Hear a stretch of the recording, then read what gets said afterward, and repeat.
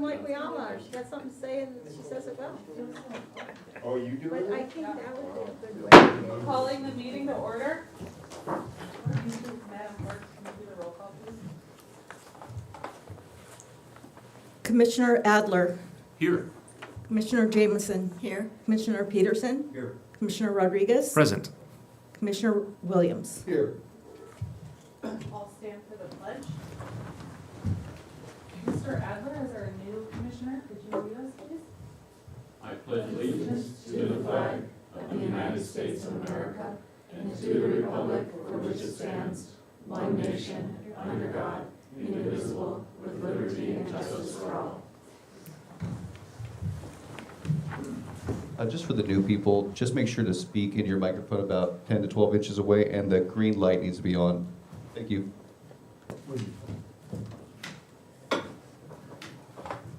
Thanks for the reminder for also the old people. Next we'll, sorry for the former people. Next we'll approve the order of the agenda. We'll entertain any motions or move to the next item. I'd like to make a motion to move item 6A as up to the next item for tonight. That's the choosing of chair and vice chair. I'll second that motion. All in favor? Aye. Aye. Any opposed? Any opposed? Motion passes 5-0. So you're still leading us. Okay, sorry. I've never. Great power comes great responsibility. It is on. So item 6A, Madam Clerk, can you read it, please? Discussion and possible action to nominate the chair to the Planning Commission. Well, I'll move approval and we can have discussion afterward. If Jack wanted to remain as chairman, I would sure move approval for that. I'll second it. Okay. If staff can make a comment, so in the planning commission rules, which have not been updated for a very long time admittedly, it does say that commissioners can only serve 2 consecutive chairships. So there is that rule. You guys have the power to amend those rules. You also can choose to not follow them if you want to. We are bringing the rules to be updated before you, I think at the next meeting, right? So just wanted to put that out there, that in the very old rules that have not been revisited, that is technically in there. And I think Commissioner Williams, you've served how many times in a row? 2, yeah. So that is out there if there other nominations want to be considered, but you also can, the rules will be coming before you if you want to amend that provision. Would we need to make a motion to supersede that rule or just vote? What would you?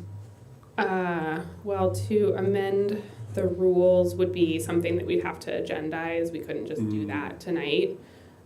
So I think, I will put it, I just wanted to put that rule out there. If you, Have we passed on it? Have we approved it? The new a long rules? time ago. I mean, New they're, ones. No, the new ones are coming up. The new ones are coming out. Yeah, So probably next we're meeting. actually operating under the old ones. correct. Okay, then there's no problem. Do we need to make a motion to supersede the existing rules if we want to keep Jack in? So that's what I'm saying is we can't amend the rules tonight because that wasn't agendized. I But can't make a motion to ignore the rule? I think if you want to just proceed with the nomination, you should just proceed with the nomination and we can work with you all to amend the rules, but wanted to make you aware of what is technically written. I'm fine with that from a discussion standpoint with no motion, that we just move ahead with it, but whatever else anybody wants to say. Yes, let's take a vote. All in favor? Aye. Aye. And Thank just- you. Okay. And to be clear, the motion before the board was to appoint now Chair Williams as chair. Correct.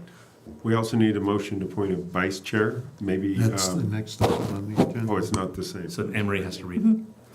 This discussion and possible action is to nominate the vice chair of the planning commission. I nominate Joni Jameson to be vice chair. Only if Jack Williams will not ever be absent. I nominate Aaron Peterson to be vice chair. I think I've served 2 years and I can't, so I think that I'm fine with I mean, I don't want to violate any rules, so Joni can certainly do it at this point.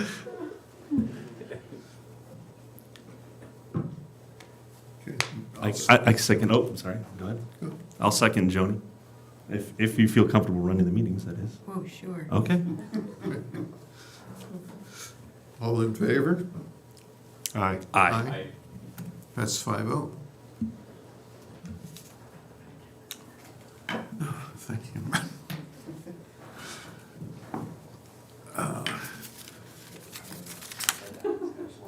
Next item on the agenda is public comment. Do you want to read this, or do you want me to? Public may address the commission on items not on the agenda and on consent. Each speaker will be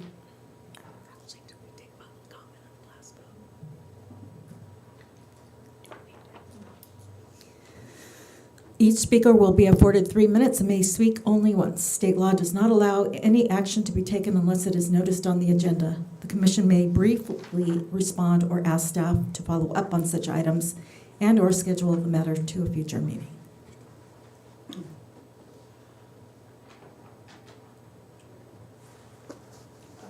Do we have anybody that would like to speak? Okay, thanks. Nobody has their hand up online. No.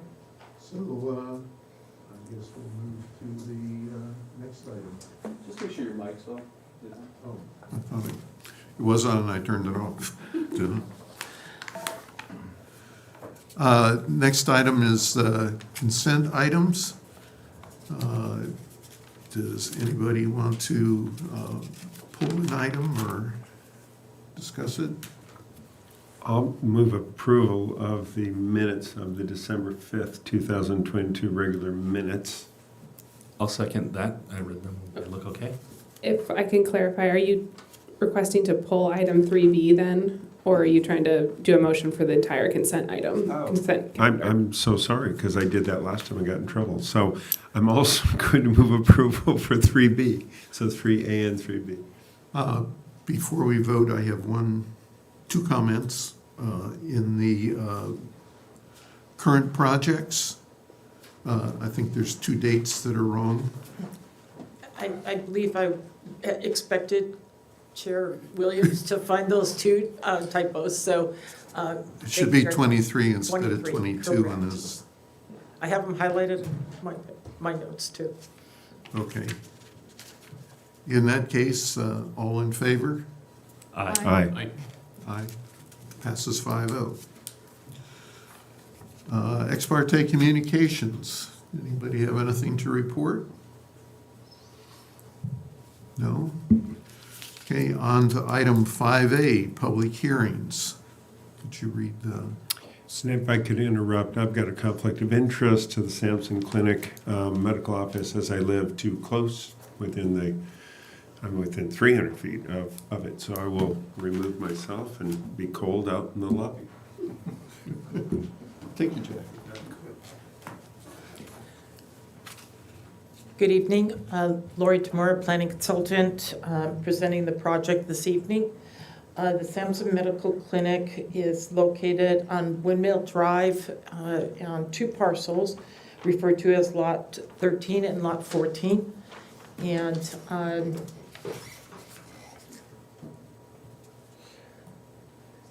not seeing anything there. okay, I'll keep going while they work on the PowerPoint. The property is zoned for PO, which is professional office designation. The project coming before you is a medical center that totals 30,000 square feet and is a 2-story above ground and 1-story below ground project. This is a aerial photograph of the site. And it's important to note that these two parcels were part of a subdivision that was approved in the mid-90s and involved 11 single-family lots, or 10 single-family lots, and then 2 open space lots, and then lots 13 and 14 were the office professional lots. Today they're coming forward with a project that will use both properties. The Sampson Clinic will be on the west side of the lot 13, and then portions of lot 13 and 14 will be the parking lot, and as well as the other supporting things like trash and EV stations, as well as their drainage facilities that they'll need to provide on site. It's important to see this site from several different vantage points because of the slope that's entailed on the property. As you're along 246, it will appear as basically a 1.5 to 2-story building based on how you approach the hill. On the windmill side, it will be also about a 2-story element because, again, they're creating a basement office complex, office space. So you, as you saw in the illustrations that were provided, there's a number of cross sections that show how this site will be developed. The DRC reviewed this project on several occasions and provided a number of comments. These 2 photographs illustrate how the building would look from Windmill Drive. And of course, landscaping is everything, and it'll take a while for it to get to this size, but it gives you a good idea of what it will look like eventually. This is illustrations of what the building would look like, interior of the project from the parking lot. As you can see, there's a center entry area that both for the medical clinic as well as for the cancer oncology center on the second floor will you enter from the same entry.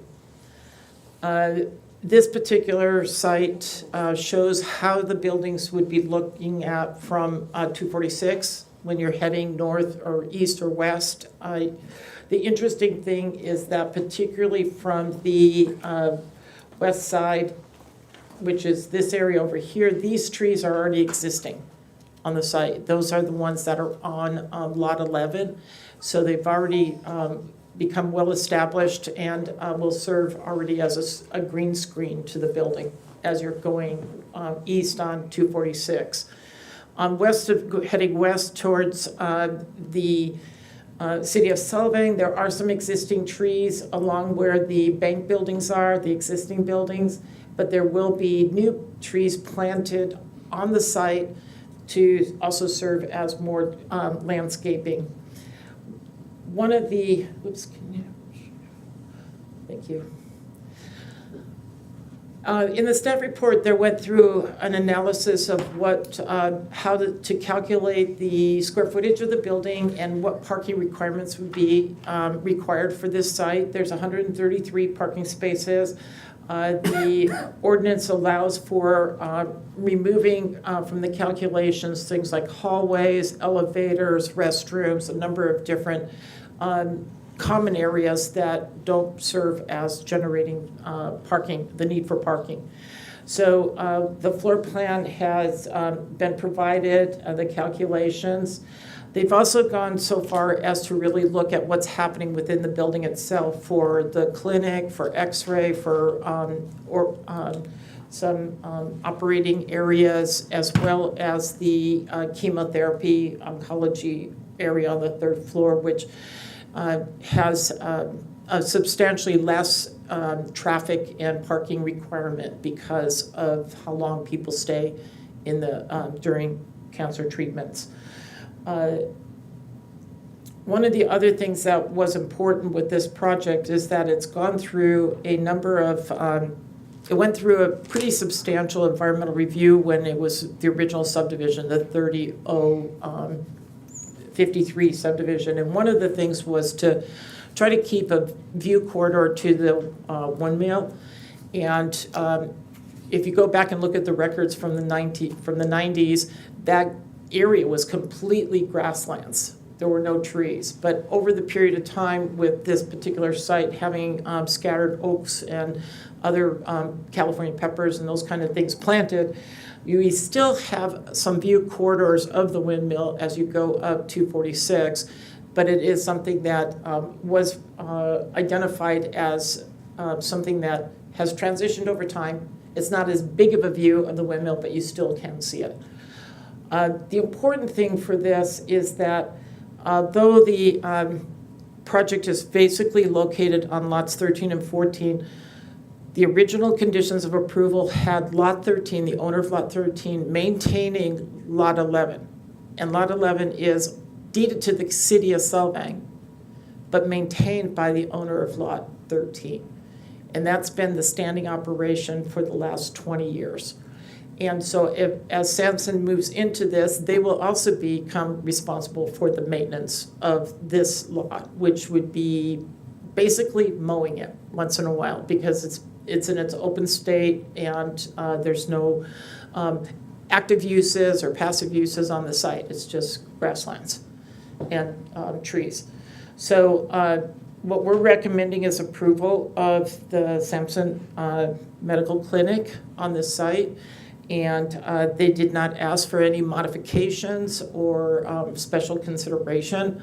There are some changes to the conditions of the original 3053, which have been outlined in the staff report, particularly in regards to the amount of building and square footage that would be built in this area, and also reestablishing the condition that talked about the two lots working together.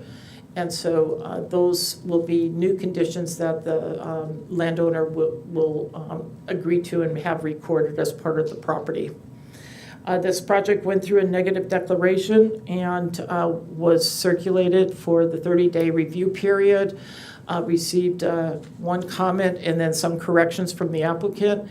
And the comment period is closed, so the mitigation measures that are outlined in the negative declaration will be also applied to this project. Most of those mitigation measures are tied to construction of the site, air quality, drainage control, looking for any kind of cultural resources, and then, of course, re-landscaping once the project is completed. So again, we're asking for or recommending approval of the project, and we're here to answer any questions that you may have. Okay. Thank you. Any immediate questions? No, I've gone through the project plans that I have in front of me, and I'm certainly in favor of the project, and I think it's well thought out. Oh, sorry, I thought it was. Is it on now? No. Is the green Yep. light on? Green light's on? Oh, there we go. How's that? Yeah, no, I like the project. I like the design. I think it's well thought out, and I think it's an asset for the community. Any comments? I'm just grateful that people that have to have treatment don't have to go over the hill or up to Santa Maria anymore if they choose to have their treatment at Sampson Clinic. I think it's wonderful. Yeah. The only question I had is, given the fact that, consideration was given to the windmill and the historical significance, just keeping the half timber look and the Danish look alive. I always wonder what the planning department goes through as far as, it looks like it's got more of a Spanish style architectural in keeping that. I know that from the Mission, east, that's kind of with the Vets Hall and everything, that's kind of the look of that part of town. But there is that commingling. The homes that were developed back there were done in a Danish style, and then the windmills down there. Some of the founding families, that's where they lived, was that field down there. And I just always wonder, when are we just going to keep the Danish look in the TRC, or is any consideration ever given to maybe keeping a half timber look with other construction going forward? Because that is one of the things that makes Solvang unique, is it's the Danish capital of America. So I was just wondering what the thought process was, and that's obviously went through the design review committee and they approved it, which is fine, but going forward, like how much of Spanish is going to overtake the look, because this is a pretty big building. So, I mean, it's, when you're coming into town, it's going to be a significant thing that you see, and it's not Danish in, architectural appearance. So that was quite a discussion, carrying that forward from the DRC. And it's also was a big discussion with the GPAC as well as with the DRC is where do you make that distinction of coming into the village core versus what has been now referred to as the Mission District. And so it's not officially approved, but it was starting to establish the guiding principles that down by Alamo Ventado Road is more of the Mission District carrying forward the Vets Hall and the Mission. And then as you come into Alamo Ventado and into the village, that's a real distinct difference between those two districts. Seeing as how you have a number of buildings already down at Alamo Ventado and 246, the two buildings right next door, as well as the U.S. Bank building and some of the other buildings within the Nielsen Market area, the applicant and the architect carried forward the same architecture, so it wasn't such a shocking difference between what's already there. There's the stucco and the tile roofs, which is similar to what's already there. And so I think it is a really important element to think about them as two different areas. And as you come into the Alamo Ventado area, that's when you really have that Danish experience. And that was the direction from the DRC. You mean the and- Alisal area? You mean Alisal? I'm sorry. I'm sorry. Yeah, Alisal, sorry. You're confusing us. I knew what she meant. I didn't. Yeah, I didn't. thank you. So that and then the DRC then focused on the architectural style of the buildings themselves and how does it provide that experience of a Spanish mission style, and added a lot of details to the building, looked at how it was viewed from all of the different areas, and then also landscaping. They wanted to see landscaping be not deciduous, have more canopy throughout the year, to provide more screening. Obviously, the lighting and all of the other elements that would be part of the building. So it is, I think there was some discussion at the very beginning, but they felt going in this direction was the better way to go. I also want to quickly clarify that our community design element that was approved in, I want to say 1989, sometime in the 80s, also clarifies this distinction between the village area that's very clearly Old World Danish and then the rest of the city to be able to make the village area very special. So it is in our existing general plan and the community design element, and it's going to be something that's carried forward that's more formally called, as Lori was saying, the Mission Design District. Anything else?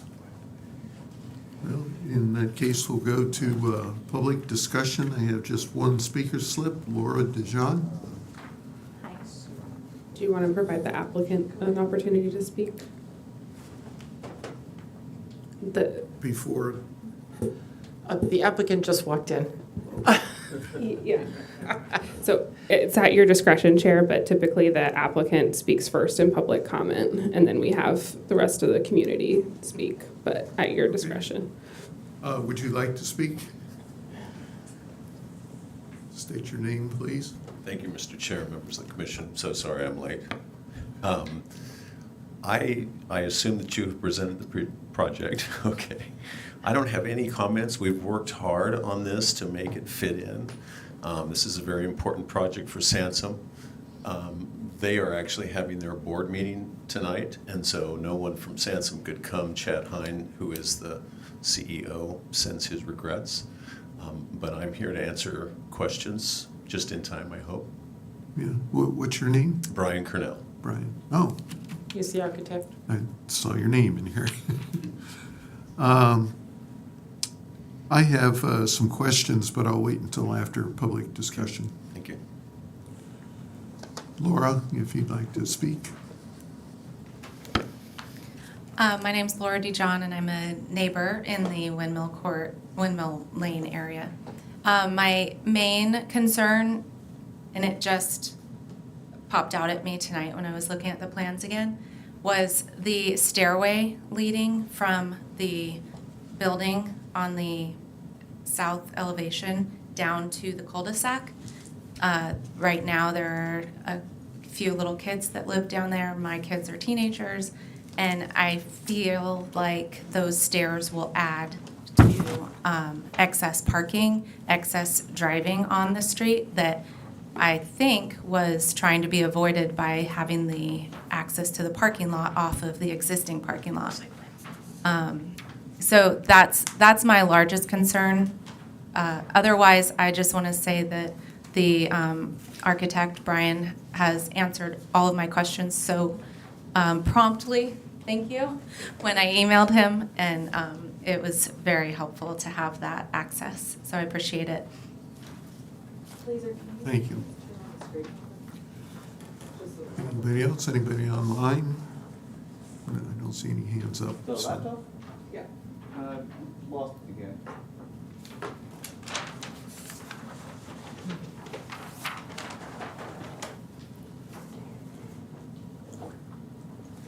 So this may be, the question that was brought up by the neighbor, maybe also answered by Brian. The stairwell that's being provided along the west side of the building is, and as you can see, it's actually going along the basement level. And Not part the of one. this is, She's saying not that one. Windmill Lane that goes to the sidewalk. It's right where the pointer is, yeah. yeah. So Brian may be able to expand on that a little bit. Yeah, we do. The one that's on the left is a exit from the building. That stair really was intended as a convenience stair where we put the bike parking there, but it is not necessary from an exiting standpoint. So I don't think really I have any concerns about removing that stair if you would think that would be better. That would be fantastic. I mean, it obviously you go up into this site, and so you can see there's quite a few steps there. So, again, thinking it as a convenience to connect to the sidewalk, but I think would have no problem eliminating it. Okay, thank you. So we'll bring it back for any further discussion. As usual, I have some questions. My biggest question in going through this packet is, what is the guiding document? Are these drawings, which are dated, I think, the 26th of January, are these the current Bible? Correct.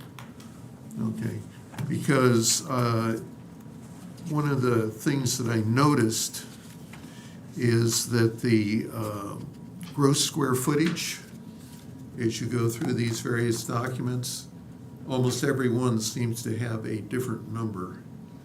So the 33,084, I think that's on here, is the right number? Correct. And we apologize for that.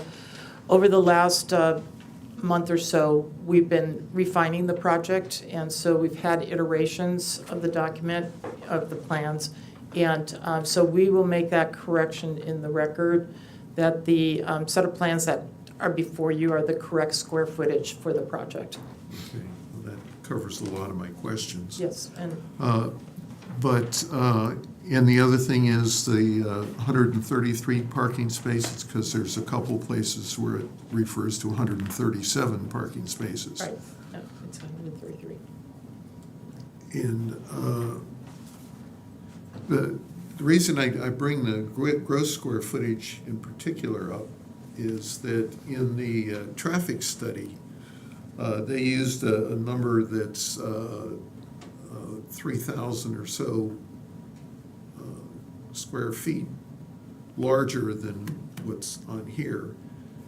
And that number factored into their calculations for the traffic.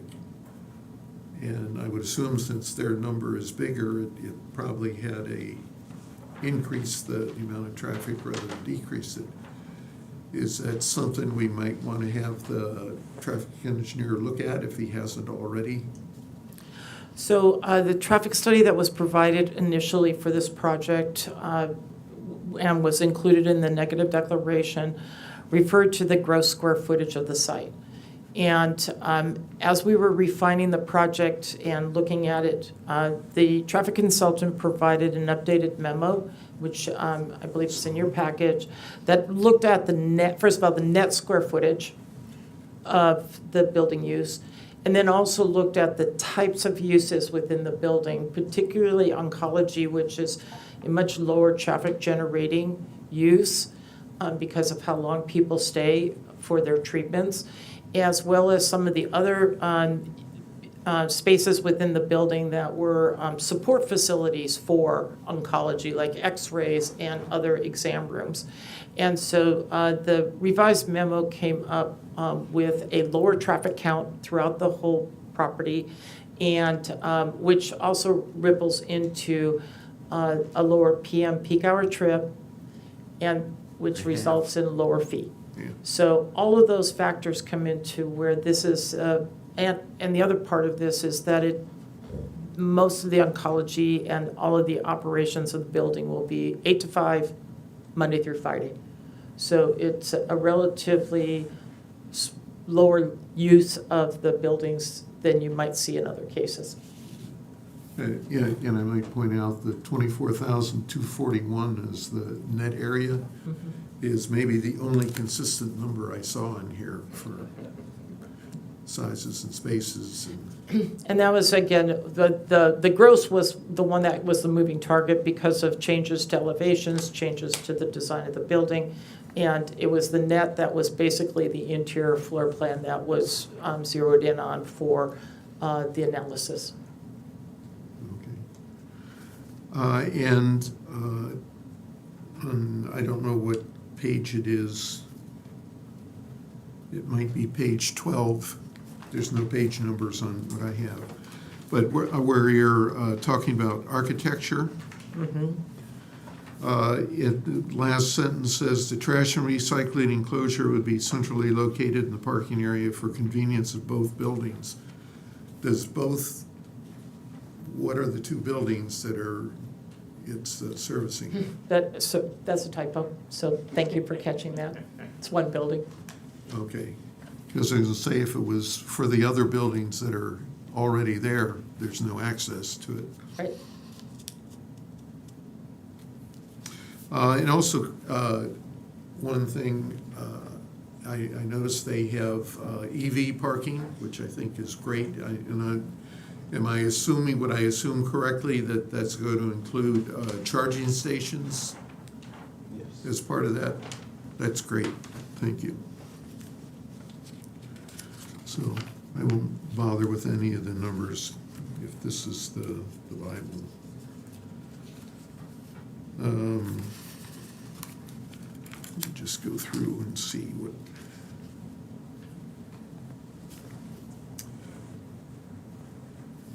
Oh, and 72 vehicles per hour is the right number, Correct. because some places it says 71. Mm-hmm. And also noted that for the benefit of the commission, we did have Caltrans respond to this project. Yes, Yeah. Yes, you did. Thank you so much. It is a beautiful traffic study. I'm going to frame it. Thank you. As long as it's about the traffic study, in the memo that came out that corrected things that you referred to, he says that it's a change to table 1. In his study, it's actually table 2 that he changed.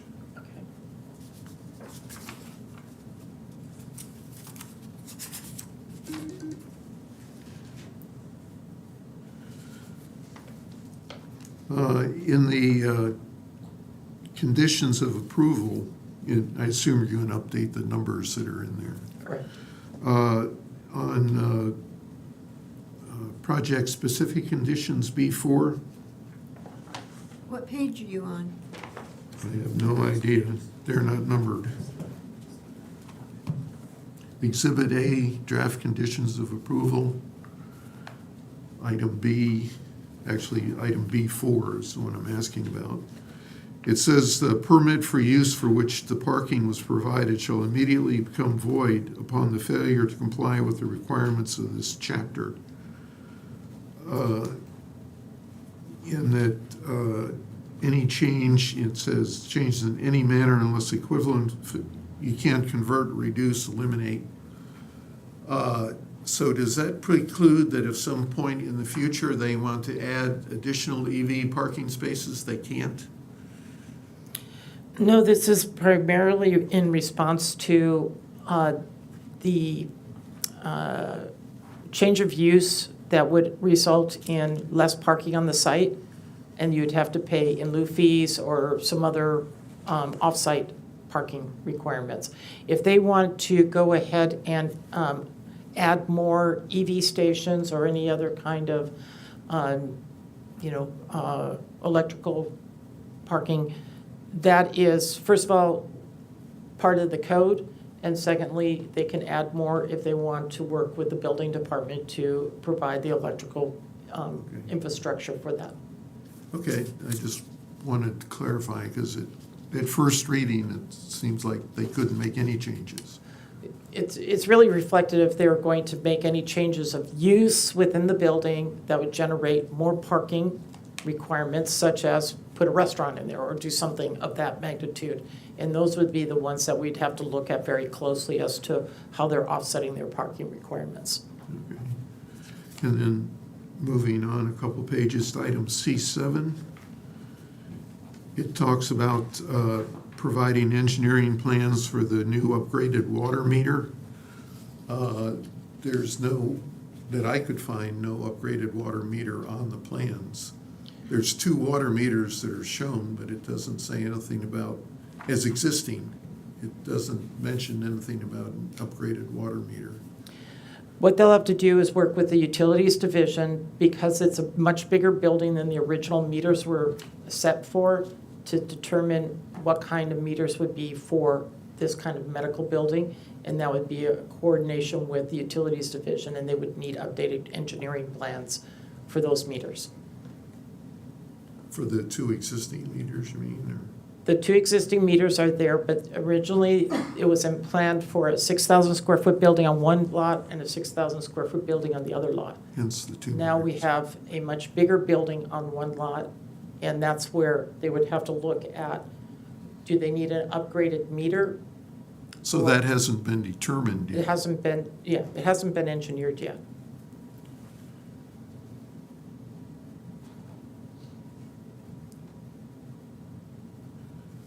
But this assumes that it has happened, Chair, if I may. the way it's worded. I think we can, the last clause, it says per the requirements of the city's utilities department. That sort of gives the flexibility that it's going to be an upgraded meter per their requirements. So if they determine that an upgraded meter is not required, then it wouldn't be needed. But this is flagging that as a possibility. So that's an unknown right now, rather than, But it will be added if the engineering requires it. okay. Yeah.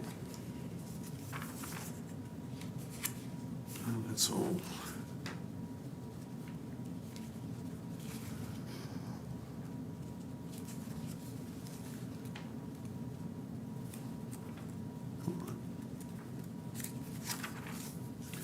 Oh, in the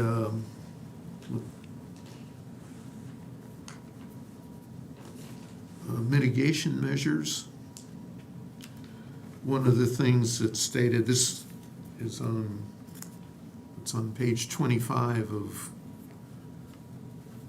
the mitigation. I don't know what that is in the book, though, because, like I say, my pages aren't numbered. But anyway, I have a question about, under utilities and service systems, item D, where we say that there's a less than significant impact to the question, have sufficient water supplies available to serve the project from existing entitlements and resources or new or expanded entitlements needed. And so I don't know what that means, that it's less than significant impact. It's asking a question that's not answered.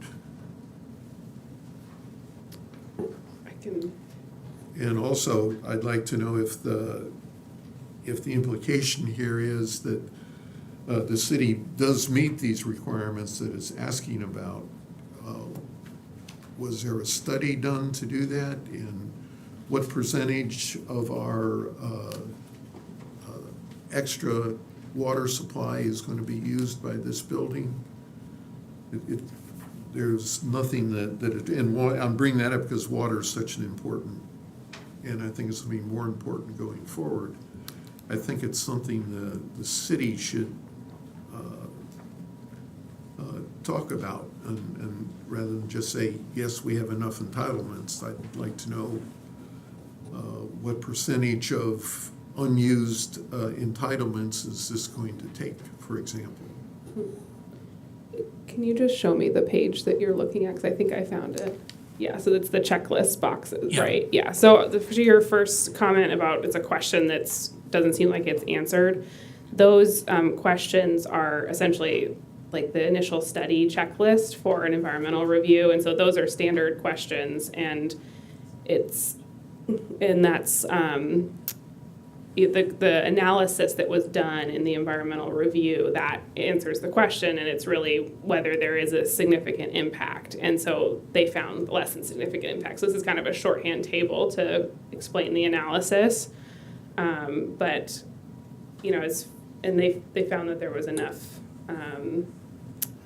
resources to service the project. I think typically that's the level of inquiry, and we don't have directive to be more specific than that. I mean, certainly the California Environmental Quality Act doesn't require a percentage, explanation of how much water the city actually has and percentage. Usually you just get like a will serve letter from the utility that indicates that there's enough.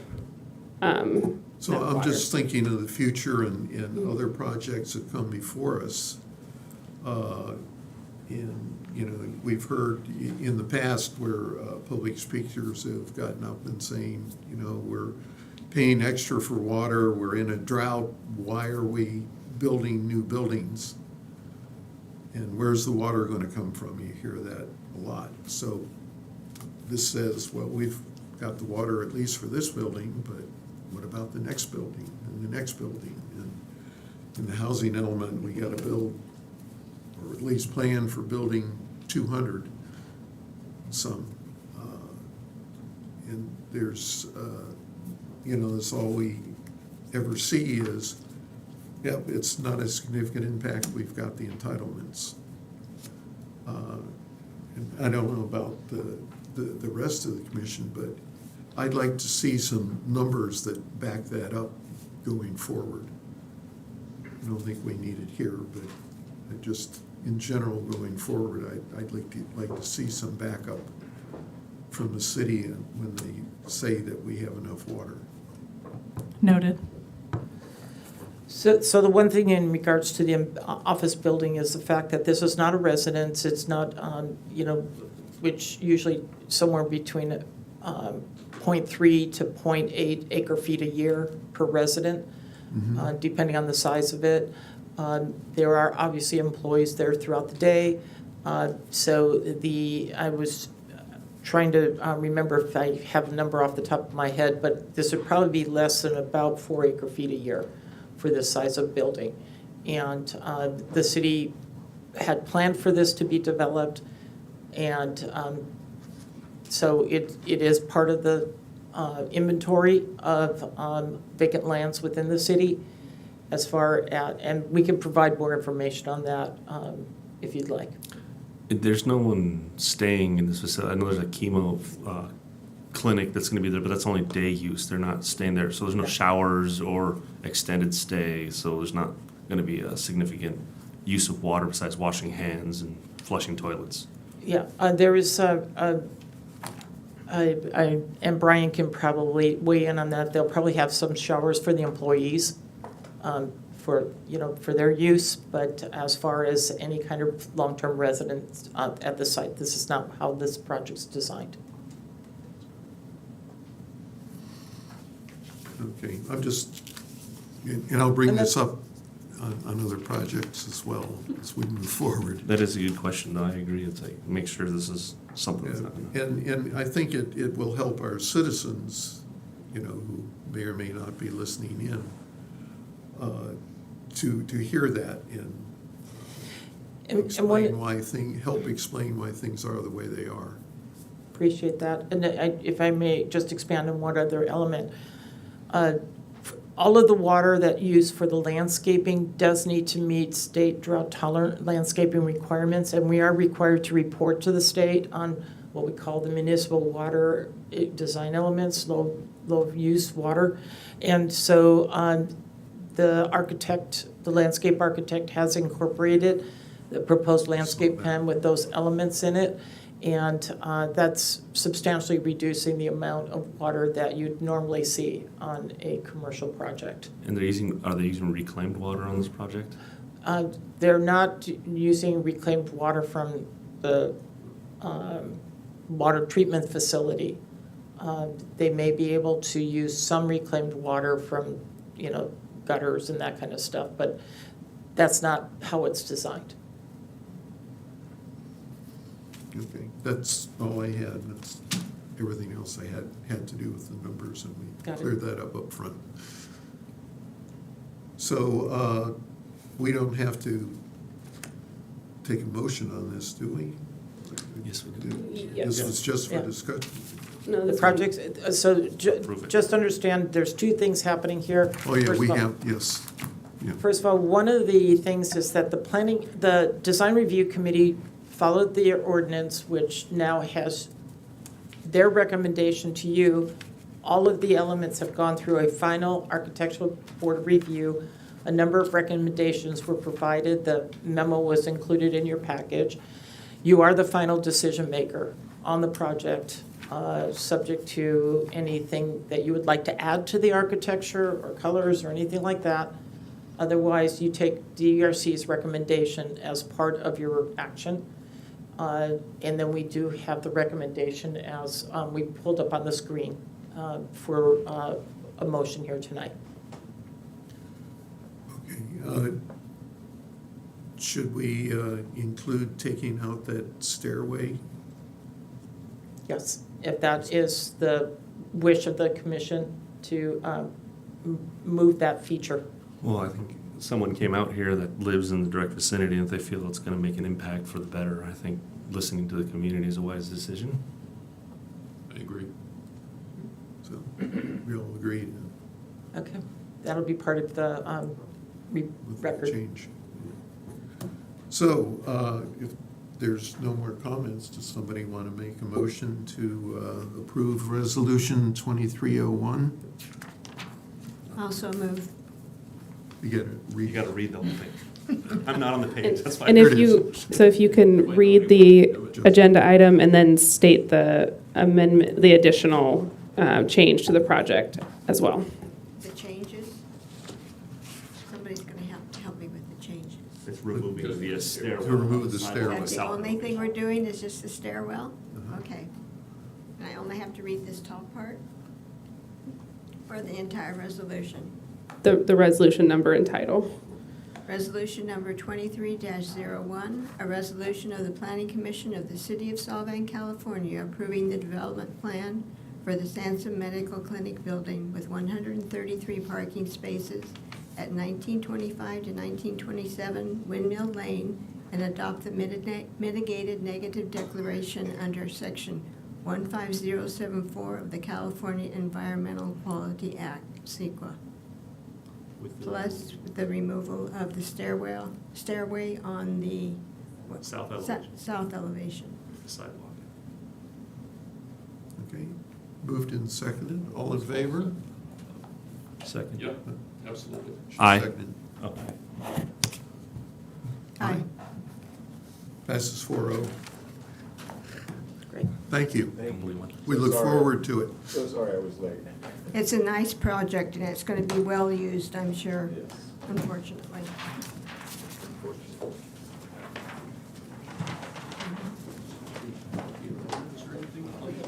I know. That was. So shall we move on to item 6B on Planning Commission training? Yes. I have your PowerPoint. I wanted to say a few things, though. May I read it? Let me get to Chelsea's PowerPoint. So could somebody from staff tell us exactly what training is going to be included here? This item is 6B, discussion and possible action to receive the 2023 Planning Commission training.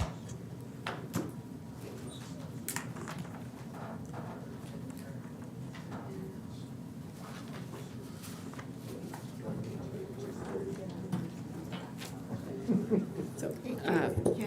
it's- good evening, everyone. So the training will be on the Planning Commission's role, the Brown Act, some parliamentary procedure basics, conflicts of interest, and the Public Records Act. So, but Sophia, I think, had some comments before I get started. Yes, I just wanted to say a few things. First of all, planning staff. So I am the planning manager. I'm the only full-time employee of the planning department right now. Lori is our wonderful planning consultant, works about 10 hours a week, and you'll see her because I'm doing a lot of managing contracts, working with the public, preparing the labor of love that is the agendas, getting it all together, working with the DRC. Lori is going to be taking on the much larger projects that we're doing, plus supporting with the housing element. So I wanted to be clear that y'all will be seeing Lori for a while. We are in the process of hiring an assistant planner, so yay. We're going to be opening interviews soon, so I'm very excited to be having additional capacity. So I just wanted to remind y'all of that. As I put in the staff report, I really think of us as a team. So staff supporting you all in making the best decision that you can for our community, and the DRC is also part of our team. So they're advising you all and us on design guidelines for projects that come through. So I'm really excited to be doing that, us all as, this big team. Also a reminder, meetings are the first Monday of the month. I try my darnest to get the agenda out the Wednesday before. As y'all saw this time, that did not happen. If it falls on a Friday, I will offer to take the stuff to you. Anna Marie earmuffs. Because I want to support you over the weekend to be able to look at the materials. So that will happen from time to time. I'm working very hard to get it done on Wednesdays, though. And that's it. Good evening, everyone. I am Chelsea O'Sullivan. I'm the Assistant City Attorney. So I am available to answer questions as they come up as well. And I wanted to provide you all with some training. Hopefully this is familiar to you all, but thought we could go over some of the basics. So next slide. Do you want me to just push the Okay. So tonight we're going to go over your role as the Planning Commission, the Brown Act, some parliamentary procedure basics, conflicts of interest, and so some information on the public records. All right, so as the Planning Commission, your authority comes from all the way up from our Constitution and the statute. The government code creates the power of cities to have a planning agency. In some cities, that's just the city council, but here we have a separate planning agency, which is you all. And you implement the general plan and municipal code your powers are outlined in the municipal code as under the planning commission sections, but also you're implementing Title 11, our zoning regulations. And then you also have conflict of interest rules to follow and our planning commission rules. Yes, sorry. I got two computers I have to do here. Let's see. Did that go the right direction? No. There we go. Okay. Maybe I'll just look at this one. So, yeah. And as I mentioned earlier in tonight's meeting, there are planning commission rules. We're going to be bringing them before you to be updated at the next meeting. So you'll get to see those and become more familiar with them. But this presentation does reflect the current rules and where we think those are going. So Just a Yes. quick question. Are the rules regulations that are passed by the city council, or is it just rules that we apply to ourselves? It's just rules that you apply to yourself. Thank you. Yeah. And you can, when we bring it before you, you'll have an opportunity to decide whether you like what we put forward or not. So, Okay. so as the Planning Commission, you serve two primary functions. One of them is legislative, and in that role, you're advising the City Council on policy direction, such as changes to the zoning code, or right now we're working on a general plan update. Even if a specific project comes forward with a general plan amendment that's being requested, in that capacity, you're acting as an advisory body to the City Council and in a legislative capacity.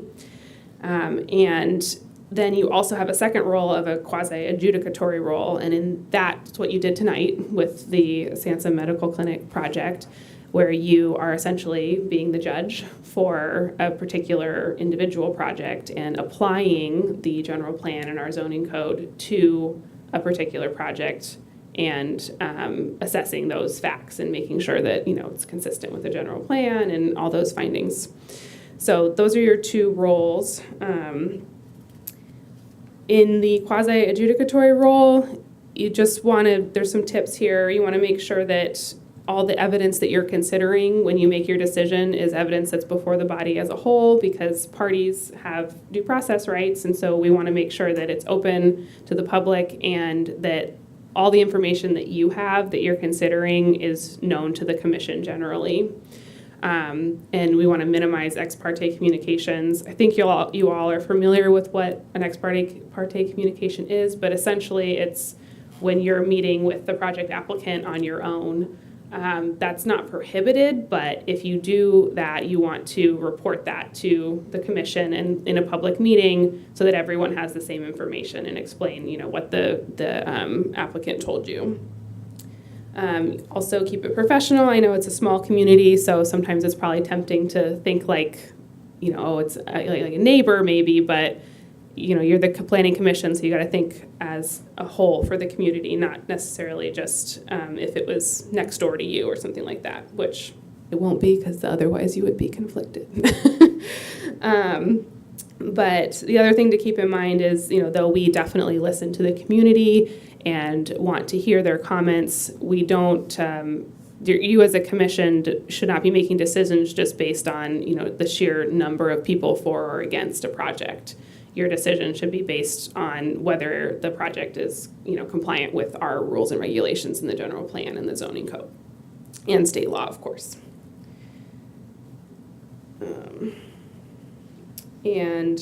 So in your legislative capacity, you don't have to make findings. Sometimes state law requires that you make findings, but we encourage you to do so. And then in a quasi-adjudicatory role, you should definitely be making findings because you want to apply the law to the facts. And staff in their staff reports and in the resolutions will outline which findings you need to be making for that project. So when you adopt the resolution, you're making those findings. But findings are helpful because they help you make a principled decision. If somebody wants to appeal your decision, it gives them, they understand what they're appealing better because they understand your rationale for why you made the decision that you made. And also, if it is appealed, it informs the city council on the basis of your decision. So I think findings also are really important, especially if you are considering to deny a project, because you want to you don't want to deny a project based on a reason that's outside of the Planning Commission's jurisdiction. So, for example, you couldn't deny a project because you thought that, I don't know, they should be. I'm trying to think of a good example. Let's see, like, I don't know, maybe like their signing. You didn't like their signs, right? That's the DRC's purview. So that wouldn't be a reason that you all would deny a project. But you could deny it if it's not consistent with the general plan, right? So findings are definitely good to make. And as you do your deliberations and your discussions on a project, always good to refer back to what's outlined in the staff report for the findings that you have to make for your, why you would support a project or not. Staff is here to support you. We can answer your questions. We make recommendations for what we think is a good approach to a project, as Lori did tonight. But you can, as a commission, ask staff to come back and look into something and come back with a future agenda item. But as individual commissioners outside of the public hearing, outside of our public meetings, you shouldn't be, assigning staff to do research projects for you. If you want some staff to look into something, you can bring it up during your commissioner comments during an agendized meeting. Okay, and now I'm going to move on to the Brown Act. Of course, you can stop me at any time with questions. I think you all are familiar with the Brown Act, but it generally requires that all meetings of a legislative body of a local agency be open and public.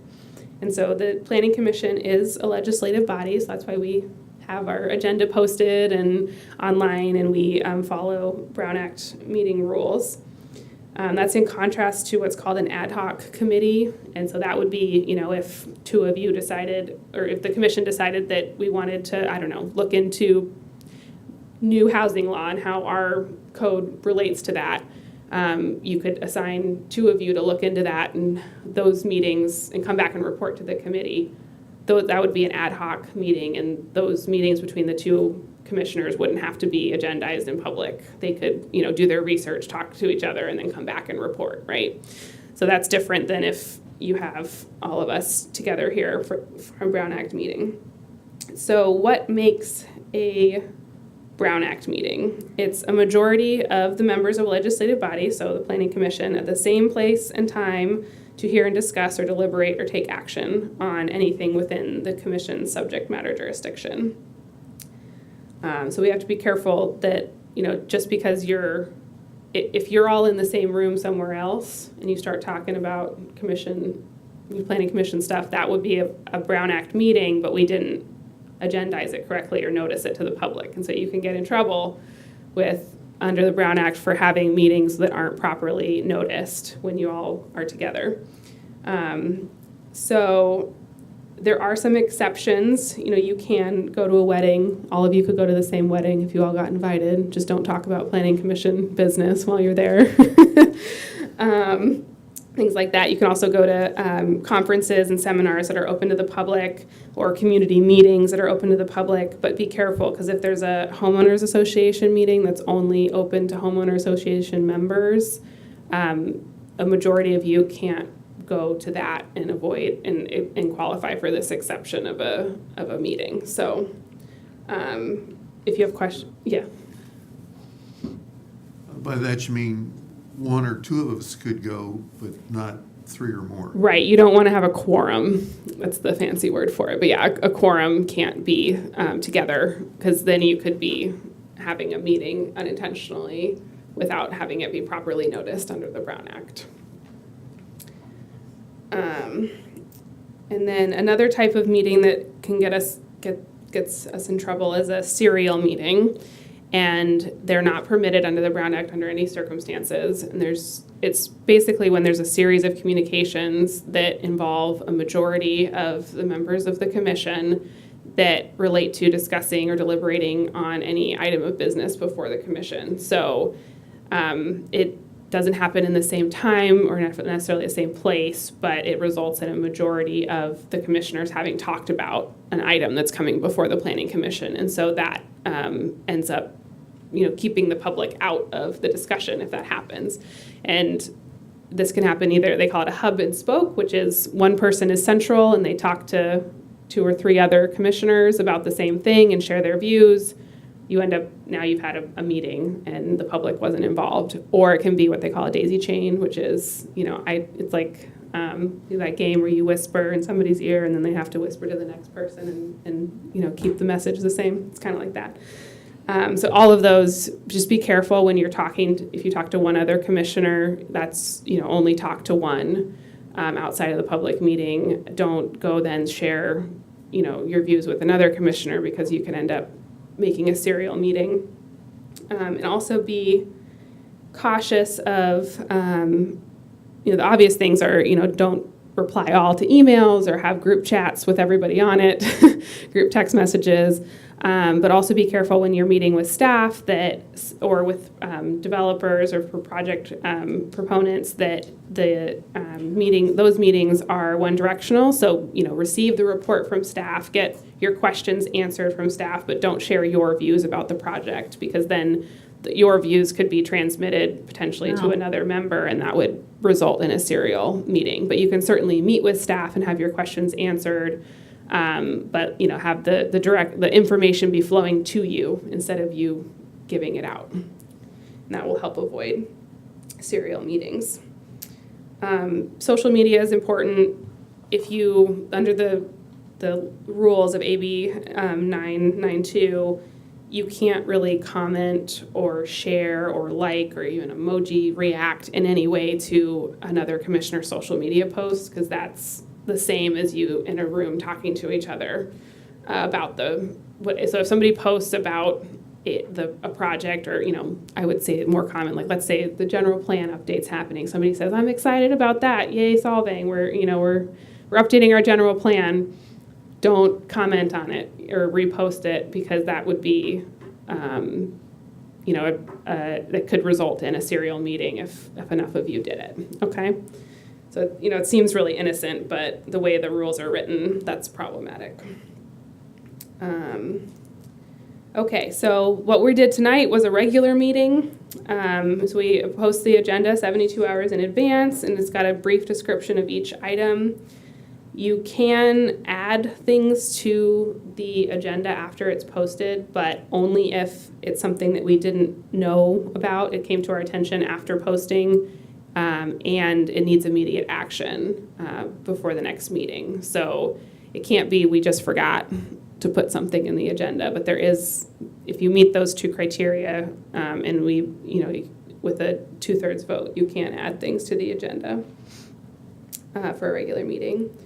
The scope of discussions at a regular meeting, it has to be limited to what's on items that are posted on the agenda. So like tonight, we couldn't talk about changing the rules because it wasn't on the agenda. There are, limited exceptions to that is you can briefly respond to public comment, ask questions for clarification. If we get to the commissioner comments, you can report on your own activities. If you are on GPAC, you can report what you learned there. Or you can request that staff put something else on the agenda for a future item and have, brief discussion about what the scope of that should be. But other than that, we really have to stick to the agenda item. So, sometimes, yes. Another question. Mm-hmm. On putting things on the agenda, if one of us wanted to see something on next month's agenda, Mm-hmm. could they come and talk to staff and ask to have it put on? Yes. As long as they don't discuss it with the rest of us? Yes. You just don't want to end up with a serial meeting. But yeah, you can ask staff to agendize things. You can ask us in the meetings during your comments, or if it occurs to you in between meetings, you can always reach out to staff. You just can't add anything after that 72-hour window. Right. Yeah, you'd want to do it beforehand so that we can. And if you let's say, agenda goes out on Wednesday, you came on Friday, we'd say, okay, great, it'll go on, it'll be April, not March, right? But you can always reach out to staff, yeah. And if I may say one item on that, as the chair, any other commissioner should be making any request for additional information through the chair, okay, before it comes to staff. Only because, especially with limited staff, to respond to 5 different commissioners coming in and asking for some additional information can be overwhelming. And so the best way to make sure that there is a clear chain of command would be to have that request go through the chair. Doesn't that risk making the whole daisy chain? It's Kind of. one person talking to one other person. Right, but if I talk to Jack and say, hey, what about this agenda item coming up, blah, blah, blah, and then can you bring it up to staff for this? And then he communicates with staff. That's 2 fine. people. But then if Joni says something along the same lines, and isn't it risk creating a daisy chain? Because I didn't necessarily talk to her about it, but I talked to him about it, and then he talked to her, so therefore, yeah.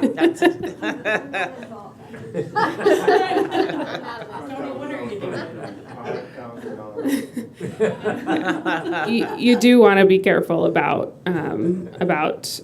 if, like, certainly Chair Williams couldn't then go talk to somebody else about it, but yeah, you do need to be careful about the hub and spoke.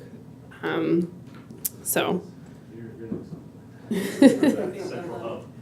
Yeah. Just a quick clarification, if I'm talking to somebody at a restaurant, and he talks to somebody he talks to the same person, that person isn't a daisy chain. I mean, that person isn't on the commission, that person's not staff, that person's nobody. They just happen to be hearing from 3 different friends about what's going on in town. I mean, otherwise, every single person is the hub and spoke. That's a great example though, Erin, because then the public is actually interfacing with you. But if you're interfacing with each other, then you've excluded the public. Correct. Yeah, so that can count, so you got to be careful about expressing your views to everybody, right? Especially Not everybody, just one person. I'm talking to one person about I run into the grocery store. Yeah, we have this project coming up, and blah, blah, blah, blah, blah. I don't know. That person then a week later is talking to Jack at a different grocery store, and he says, yeah, we have this project coming up. Blah, blah. And then Joni runs into that person somewhere down the road. How do you feel about this? They're not sharing how I talked to Jack and Aaron to Joni, but Joni just instantly talks. I mean, yeah, so I would caution you against doing that. so not you even don't know. talk to anybody about anything. No, the problem, I think, comes if the person you talk to comes and talks to me and says, I was talking with Aaron and Keith the other day. Correct. Right. Then it's And a Brown Act violation. Right. Correct. And so I when can't control that. No, person, but so- but you can control what you say to them, and so you just be cautious about saying your views to people outside of the public meeting, because that's how you control Your the serial. response to that probably should be, well, we can't talk about this. Well, I don't want to hear what you have to say. Right. so and that's why we asked for, has there been any ex parte communication? And you can report that, I did talk to the applicant about this project at this location. Right, right. And you did not give an opinion. You talked to him, you listened, and that was ex parte. Well, we're not talking applicant, we're just talking Anybody in random, the- a buddy in the parking lot who just happens to ask me. I mean, it can be a slippery slope is the point. Yeah. You know, it's not just the applicant or the neighbor on the staircase. It can be who has a specific, it can be just anybody that you're Yes. talking to at a soccer game and then a basketball game and then a football game. Yep. 3 that's different right. people. So you So just, it's no comment all the time. I would be cautious about commenting on things that's coming before the commission. I mean, the other reason to do that is for, you don't want to be getting ahead of yourself, because due process, especially if it's a public hearing item, you can't make your Listen to decision. it all. Yeah, until you've had all the facts before you. So certainly that's another reason to not be, making comments and talking to people outside of the public process. Now, I certainly understand that the public might come to you with concerns. You should listen to those concerns. It's not that you can't have, take in conversations, but you should report that when the item comes before the commission, and be careful about sharing your views back when you're talking to people. And it's only for things going forward. I mean, like, right now, Samsung has been done. It's like You've I made can your say, decision, yeah. I don't like the fact that it's not half timber, because it all should be Danish in look. Really should. Yeah. However, Yeah. that doesn't matter. Well, the commission's already Yeah, it's heard done. that item, so, yeah. I also, sorry to Chelsea's statement, you can also encourage people to come attend the meeting or to provide public comment or to provide written comment. That's another way to get people involved in the Oh, so tell conversation them- at the meeting. I can't say anything else but come to the meeting and Yeah, come provide to the meeting, comment, let's because talk then at about that it. point. Well, and that Yeah. takes the burden off you from having to report, the whole, like if somebody stops you at the grocery store and wants to tell you the whole spiel about how they feel about the project, you can just ask them to submit a comment. And I do have one question. When Anne Marie or Ms. Cheka sends us something in email form, it's not a daisy chain to say, hey, received, or, just to at least acknowledge, thank you, got it. So they know that at least we Yeah, so responded usually to them. staff blind copies you all when we send things Yeah. to all of you at the same time. So that helps you not, you can't make the reply all mistake. So if you replied all to an email that had everyone on it, that what they weren't blind copied, that would be a problem. But Even if can you just said, I got it, that's it? It technically is a Okay, I just want to make Yeah, sure. but 'cause that's why we as a blind copy courtesy, it. I say, hey, Right. Yeah. I did receive it. I'm acknowledging you. No, I mean, it's it's just a technical, I don't. courteous thing The to do. city's probably not gonna get sued for that, but, yeah, if you, just reply and say, staff, I received it, and you're blind copied on email, yes, that's totally fine. You're not giving your views about the project. No, just a statement saying, hey, I got And you can ask documents that you questions sent. of staff as well, just don't do it on an email with more than 3 of you on there, right? Just only email staff yourself. Right, so just send it directly to Mm-hmm. a staff member. Yeah, and I appreciate CC. Lori wanting to, direct things through the chair, but I do think we have to be careful about making Chair Williams the hub of a serial meeting. And I know you're going to talk about parliamentary procedures, but one thing that, talking about public and making our decisions prior to having it seems really important, and we don't maybe stress it enough, is that when we're asking questions of staff after it's been presented, we don't say, and this is how I feel, because the public's out there saying, I didn't even get a chance to talk, and they've already decided. That happens a ton, not just here, but at Design Review, it happens at City Council. We need to just stick to questions at that time. I'm a Yeah. blank slate, let me hear public, and then comment. Yes, I have a slide that we can. Yeah, talk it's about. coming up, but Yeah, that's it's part of this whole good- listen to. Good point, a very good point, yeah. If I could just say one other thing that Commissioner Rodriguez said about stating opinion after. The project is not technically approved until after the 10-day appeal period.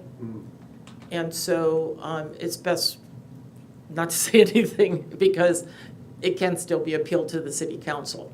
And so we just need to leave that time open for anybody who wants to take something or has an issue with the project can file an appeal to the city council. Still active. It's still active in the process. Thank you, Lori, that's a really good clarification. Okay, let's see. So another type of meeting is a special meeting. We don't often have these with Planning Commission, but let's say we needed to set a meeting that was not on the first Monday of the month, it would be a special meeting, and there's just some different agenda posting rules, basically. But otherwise, the meeting will look very similar. Is that the same as closed door meeting, like city council has to do? No, stuff? that's different. And that supersedes Brown Act, right? Or No, Brown- a closed session is a Brown Act meeting. There's specific rules for when and what topics the city council can meet in closed session on. And, they would apply to you all too, but there's not really any topics that you would need to address that would. Not hiring or. Yeah, but a good, a good example would be, if there's a threat of litigation or ongoing litigation, the city can meet to discuss that without having, our litigation strategy be open to the public so the opposition can know exactly what we're doing, right? So that's a closed session meeting. A special meeting is just, it's not at the regularly scheduled time and place even. We had joint meetings with city council. Yes. or people. That's a special meeting of the planning commission. But on special meetings, can Jack call it, or can I call it, or is it staff calling it? Or how does a special meeting, I think the don't understand it. The rules are, this is in the planning commission rules, so I think staff can call it or the chair, yeah, so. Still have to notice. Yes, and you all would be required to receive, have the notice personally served on you. You couldn't, we have to make sure you know it's happening. So, yeah. Let's see. Okay, so this is to your comment, Commissioner Peterson. This is how we address an item at a Brown Act meeting. And so this should look familiar because we just did it today, but the item gets introduced, it's read from the agenda, staff provides their report, and then commissioners ask questions of staff. And so as Commissioner Peterson was pointing out, at this point, when you have the opportunity to ask questions and clarification of staff, you don't want to state your opinion yet because you haven't heard from the public or gone, or had all your questions answered about the project. You might not have any questions or have a general idea of where you're going with the project, but at this point in the, order of operations, it's not time yet to state what your thoughts are on the matter.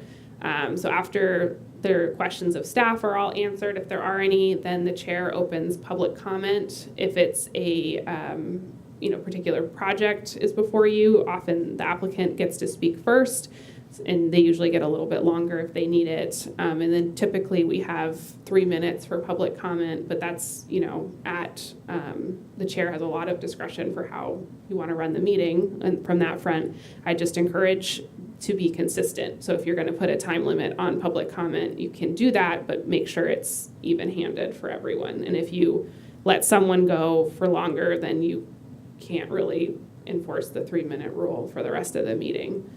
So you want to make sure that it's fair. And then after everyone from the public has an opportunity to speak, then it's time for the commission to discuss and deliberate. And this is where you start, where you say what your thoughts are on the project, solicit each other's opinions, think through any issues you have with the project, think about any amendments to the conditions of approval that you might want, concerns you have. I would also encourage that if there's questions of the applicant to ask those questions during the public comment period after they provide their comments.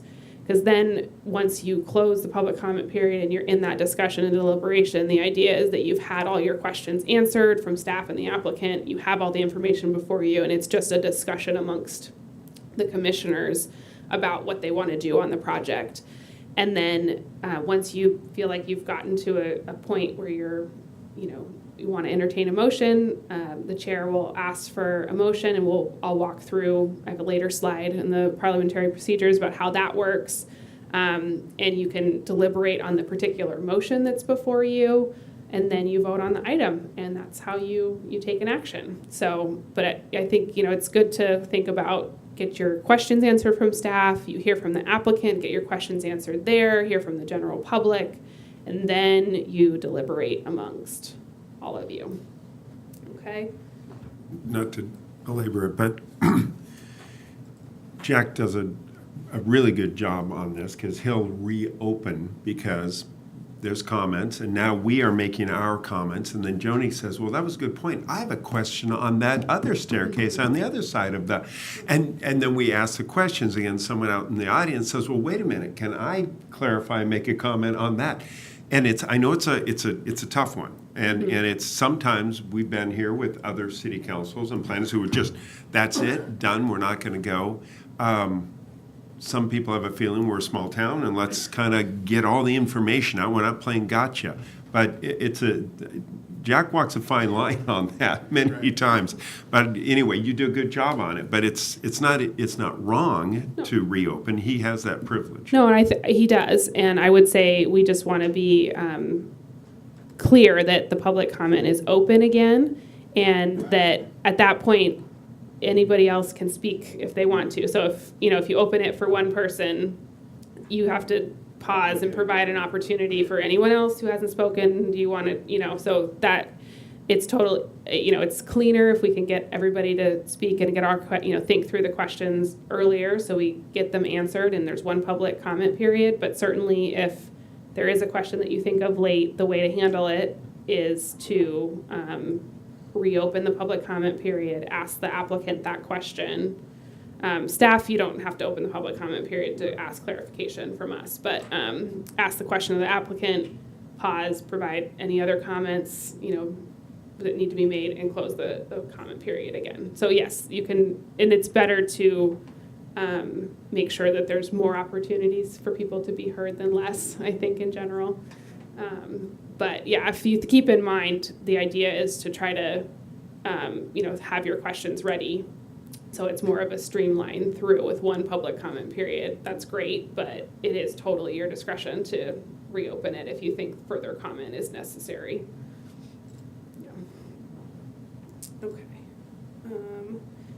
And this slide is just to let you know that, sometimes we get things from people submitted the day of, it wasn't able to be given to you in your packet. So if staff is bringing something like a new diagram or something to the meeting and distributing it to you, we will also make it available to the public at the same time.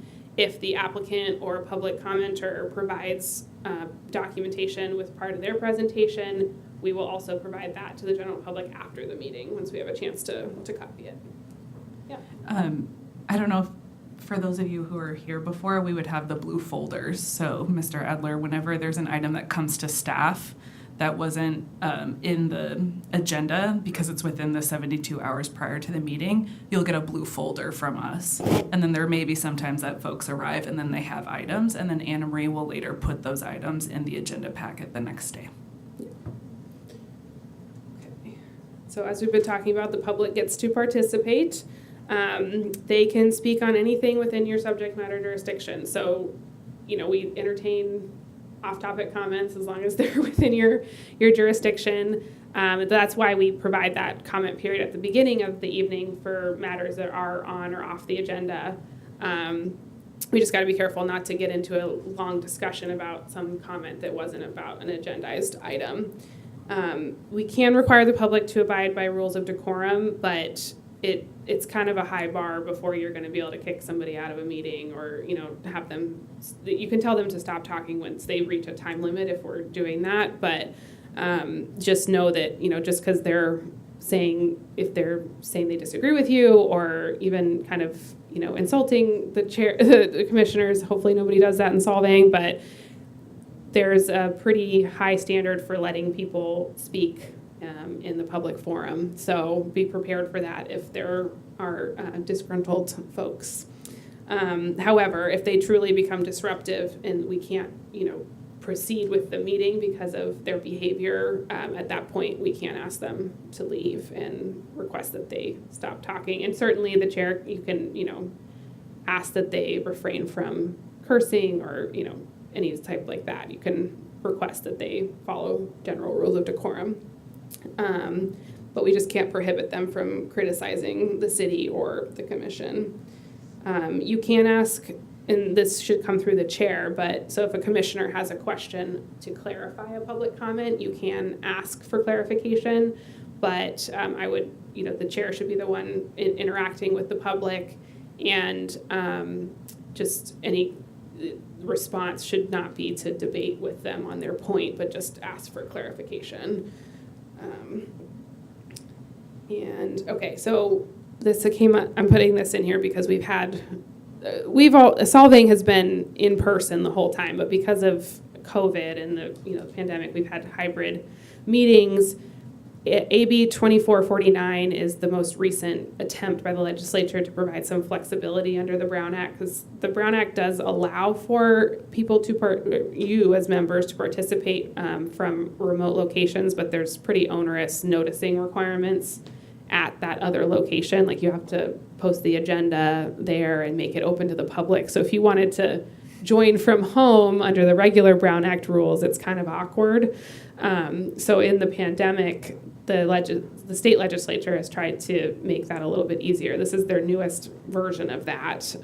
It's pretty complex. So you have to have a quorum of commissioners here, but then a commissioner can request to be virtually attend for just cause or the result of emergency circumstances, and those are terms in the statute, but they have to meet those requirements. You have to have a quorum here to even be eligible for it, and then yeah, 3 of you have to be physically present here for 1 or 2 of you to be able to take advantage of this. And then if you are participating remotely, it has to be through audio and video, and you have to disclose if there's anybody over 18 with you in the room, and you can only do it for 20% of the regular meeting, so you can't do it the whole year. We have not really seemed to needed teleconference here, but it is available. We were making AB 361 findings just in case we needed to be remote because of COVID. We haven't made those findings within 30 days now because we skipped January's meeting, and actually the state of emergency that those findings rely on is going to expire on February 28th. So that reason for being able to be remote is going to go away. Absent AB 2449, we're kind of back to regular Brown Act rules for teleconferencing. So now sometimes you have to be absent because you're, out of the country, you're traveling or whatever, and that's fine. You can just be absent if you need to. I wouldn't make a habit of it, but if you wanted to participate remotely, the only way you can do it is through the regular rules or 2449. Do we have to announce absences, or You can let staff know. just let staff know? Yeah. Okay. And one of the things that we do need to make sure is that there is a quorum. Yes. So, as soon as we start, first one that tells us, it's good. After the third one, we're going to start worrying about the next meeting. So, Yeah. please keep that in mind. So if we violate the Brown Act, there are civil and criminal remedies. It's important that we, yes. Just following on what she said, so if. Thank you.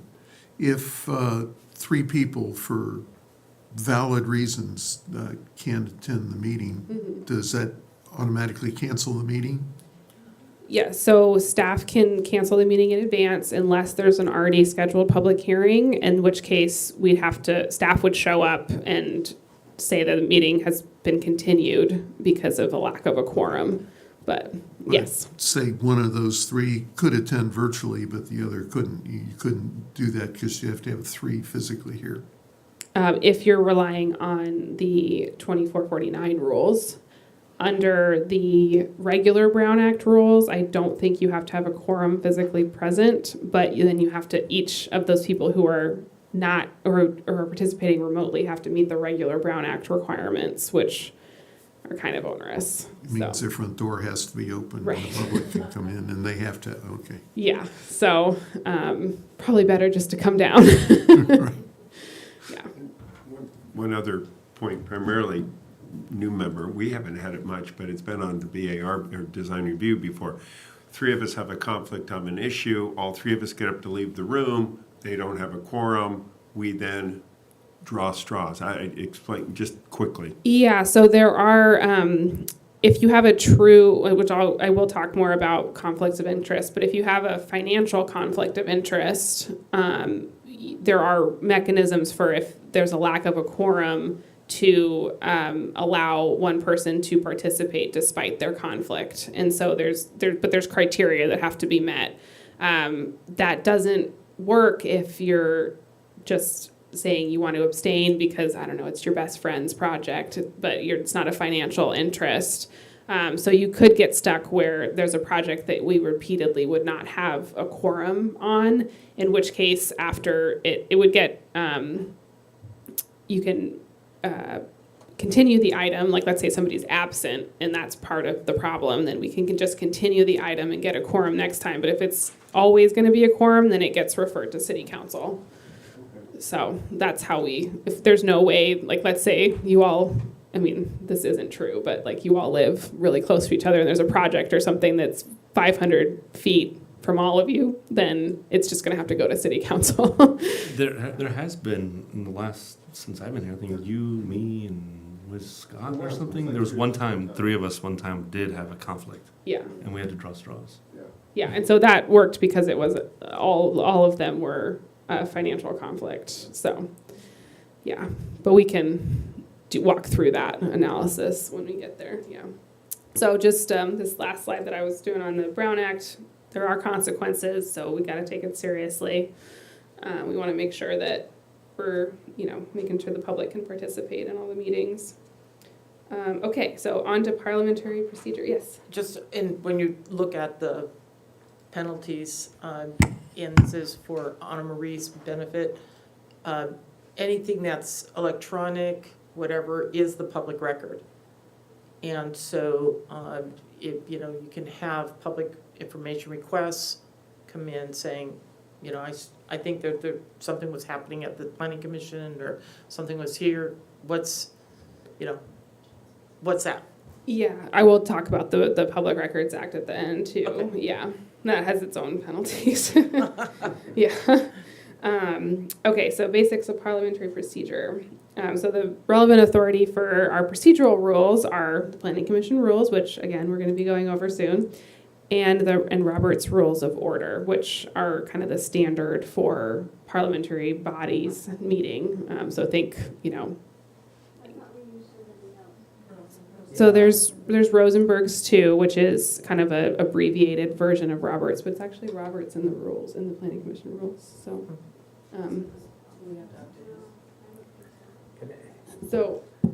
in the current Planning Commission rules that we're going to bring before you, it says Roberts rules. But if you'd rather go by Rosenberg's, Well, I think the city council uses Rosenberg. yes, yeah, and that's okay. Your rules say Roberts.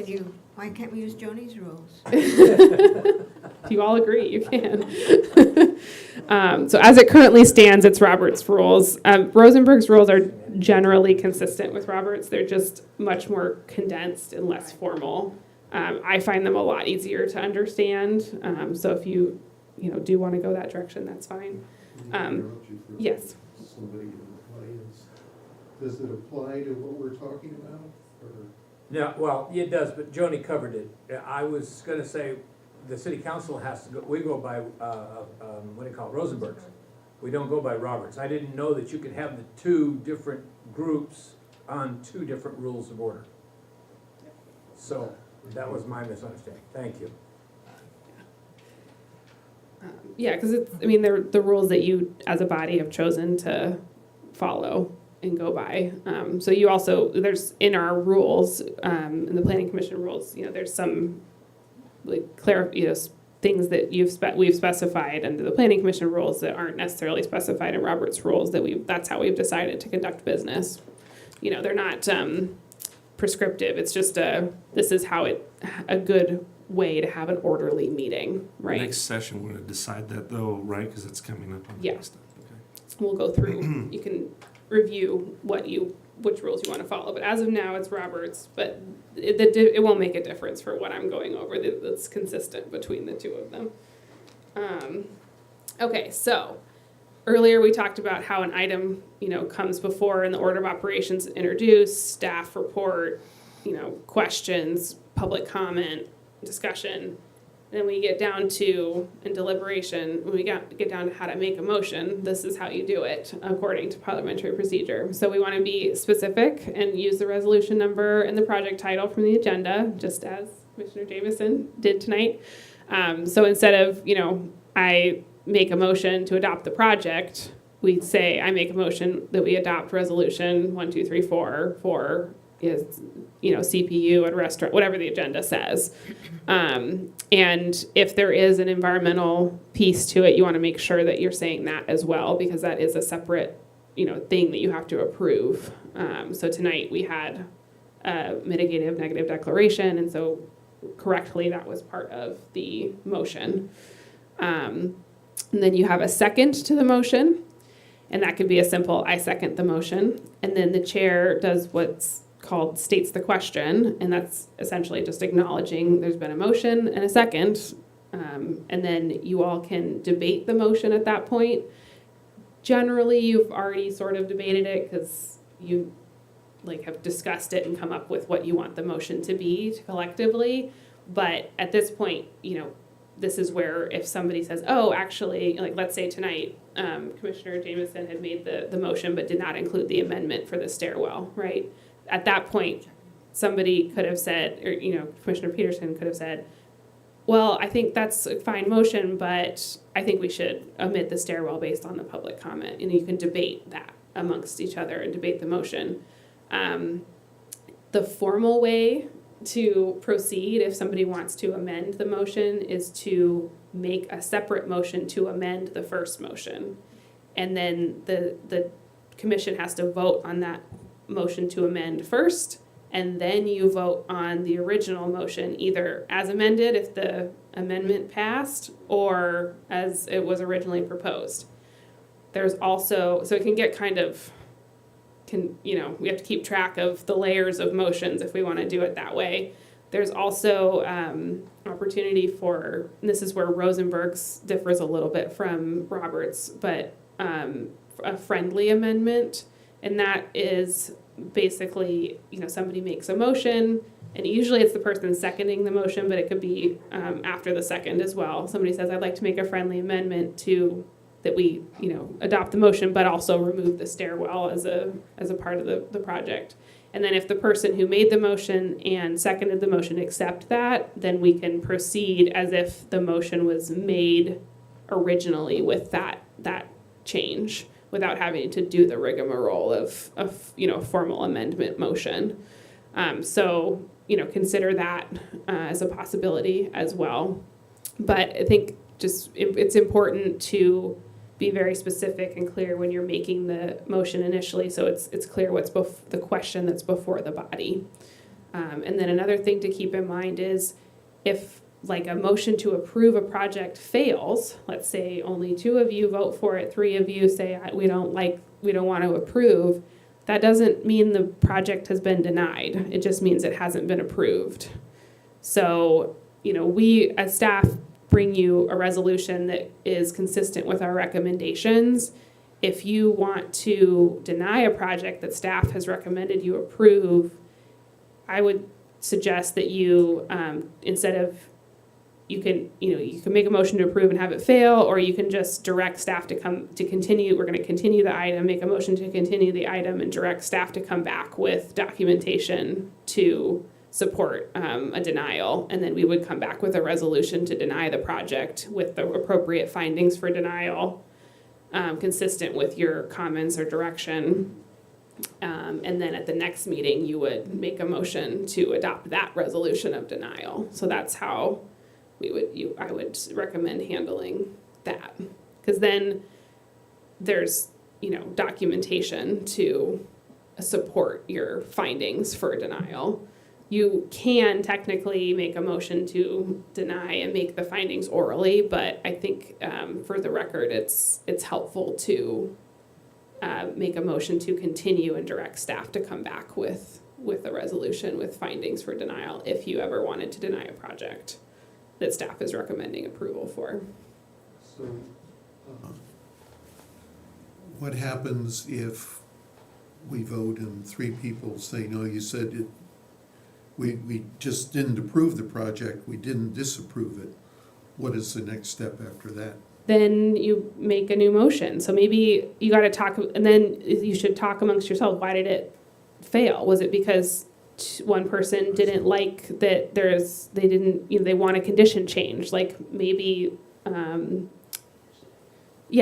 the Danish theme or whatever, there's something that somebody didn't like. Maybe you can negotiate amongst yourselves to get to a motion and with enough conditions that you will get an approval. And so you can keep deliberating until you get to a point where you can make a decision. And so going back to denying a project, if everyone agrees that it's like, oh, it's the free graffiti corner at the elementary school, it's like, we don't want that. So then you'd say staff go to findings of why this is unacceptable for the community. Then they would bring back and then they go to the applicant and say, they decided they don't want this because this and this and this, and it's all documented. Yeah, so, if you're gonna deny a project, you typically, through the discussion that you would have had before, during the deliberation, you will have identified reasons for why you think the project is not meeting the standards. So, like, the basic example is, you don't think it is consistent with the general plan, right? This is very unlikely that you would differ from staff, because we really try hard to bring a project before you that, is very well vetted. But it does happen, so I want you guys to be prepared. So you would have identified specific reasons why you want to deny a project, and you would be directing staff to come back with documentation of those findings. So, and it's usually up to staff to accept or deny a project even before it gets here at this point. We do not accept or deny projects. You guys do. Okay, so it does. Yeah, that's what we I was provide saying. recommendations. So we've gone through the analysis, and we wouldn't bring a project before you without analyzing it and saying, okay, we think this is consistent with the general plan, or consistent with our zoning code. But you are the ultimate deciders of that, and so you could potentially disagree with our analysis. But I just want to be clear that you shouldn't just say, staff, go find a reason to deny the project. No, right? No. I just, because everything that comes up before the staff, I mean, it's like a house or business or something. It's usually, yes, we recommend because of right, this. because we wouldn't bring a project to you without, I have seen it where staff has brought a project recommending denial, but it's very rare. And when I've seen that, it's very special circumstances that have to do with usually difficult applicants that, basically refuse to work with staff. And so we ultimately just have to bring it to before you to get closure on the project, but that's very unlikely to happen. Yeah. I also, it's important to mention, all your staff reports will have the findings at the end of the staff report. That's something that we very intentionally changed last year. Yeah, so if you do get to the situation where you're thinking, this isn't right, look at those findings, and if you can identify reasons related to those findings why you think the project should not be approved, that's when you can give direction to staff to say, okay, because of finding A and B, I don't think those criteria are met. Please come back with, reasons for a resolution and findings for denial. So we should have some direction for why you would want to deny a project if we're going to go that way. Yeah. Okay. Good discussion. Okay, this is, we talked about a quorum. To be here, you got to have at least 3 members to have a meeting. For most votes, it's just a majority of the quorum that's present in voting. So that means, if there's 3 of you here, only 2 of you are required to pass a motion normally, if all of you are voting, okay? But there's certain actions like general plan amendments, or that's one I can think of where like state statute requires that there's 3 votes. So even if there's only 3 of you here for a quorum, all of you would have to vote yes in order for that motion to pass. Okay? And if that is a special voting motion like that, we would put that in the staff report that you guys, that it's not the regular just present and voting rules. If you guys tie, for example, if there's 4 of you here in voting and only 2 of you approve, 2 of you say no, that nothing happened. It just means the motion did not result in an action. Okay, yeah. So in that case, would the project then move on to the city council if the applicant? So it means that the motion didn't pass. So there's an opportunity to make another motion that maybe you can get 3 out of the 4 Right. to approve. So we could discuss it further. Yeah. Right. It's the same thing as if the motion had just failed. But it's just to clarify that you can't pass a motion on a tie vote. Yeah. Okay, so if you are absent from a meeting and there's something that's continued, an item that's continued to the next meeting, you can still vote on it as long as, if you're not conflicted out, but you have to review all the materials from that prior meeting and say on the record that you did that, so that you basically, you've studied up, you've got all the information that all the other commissioners have, so you're prepared to, you know, make a decision on the item, but it's okay that you weren't present for that if you were just absent. Now, if you're conflicted, you're still conflicted. The next meeting, it got continued to, right? So studying up would probably entail watching the proceedings on Yes. YouTube or someplace, not just reading the minutes. Yeah, I would read the minutes, watch the video recording, and yes, if those of you listening couldn't hear, you asked what to do to study up, and that would be, yeah, watch the recording, read the minutes, read the staff report from the prior meeting, anything preparation that you would have done, you know, if you had been there initially, and then also watch the meeting and read the minutes. Yeah.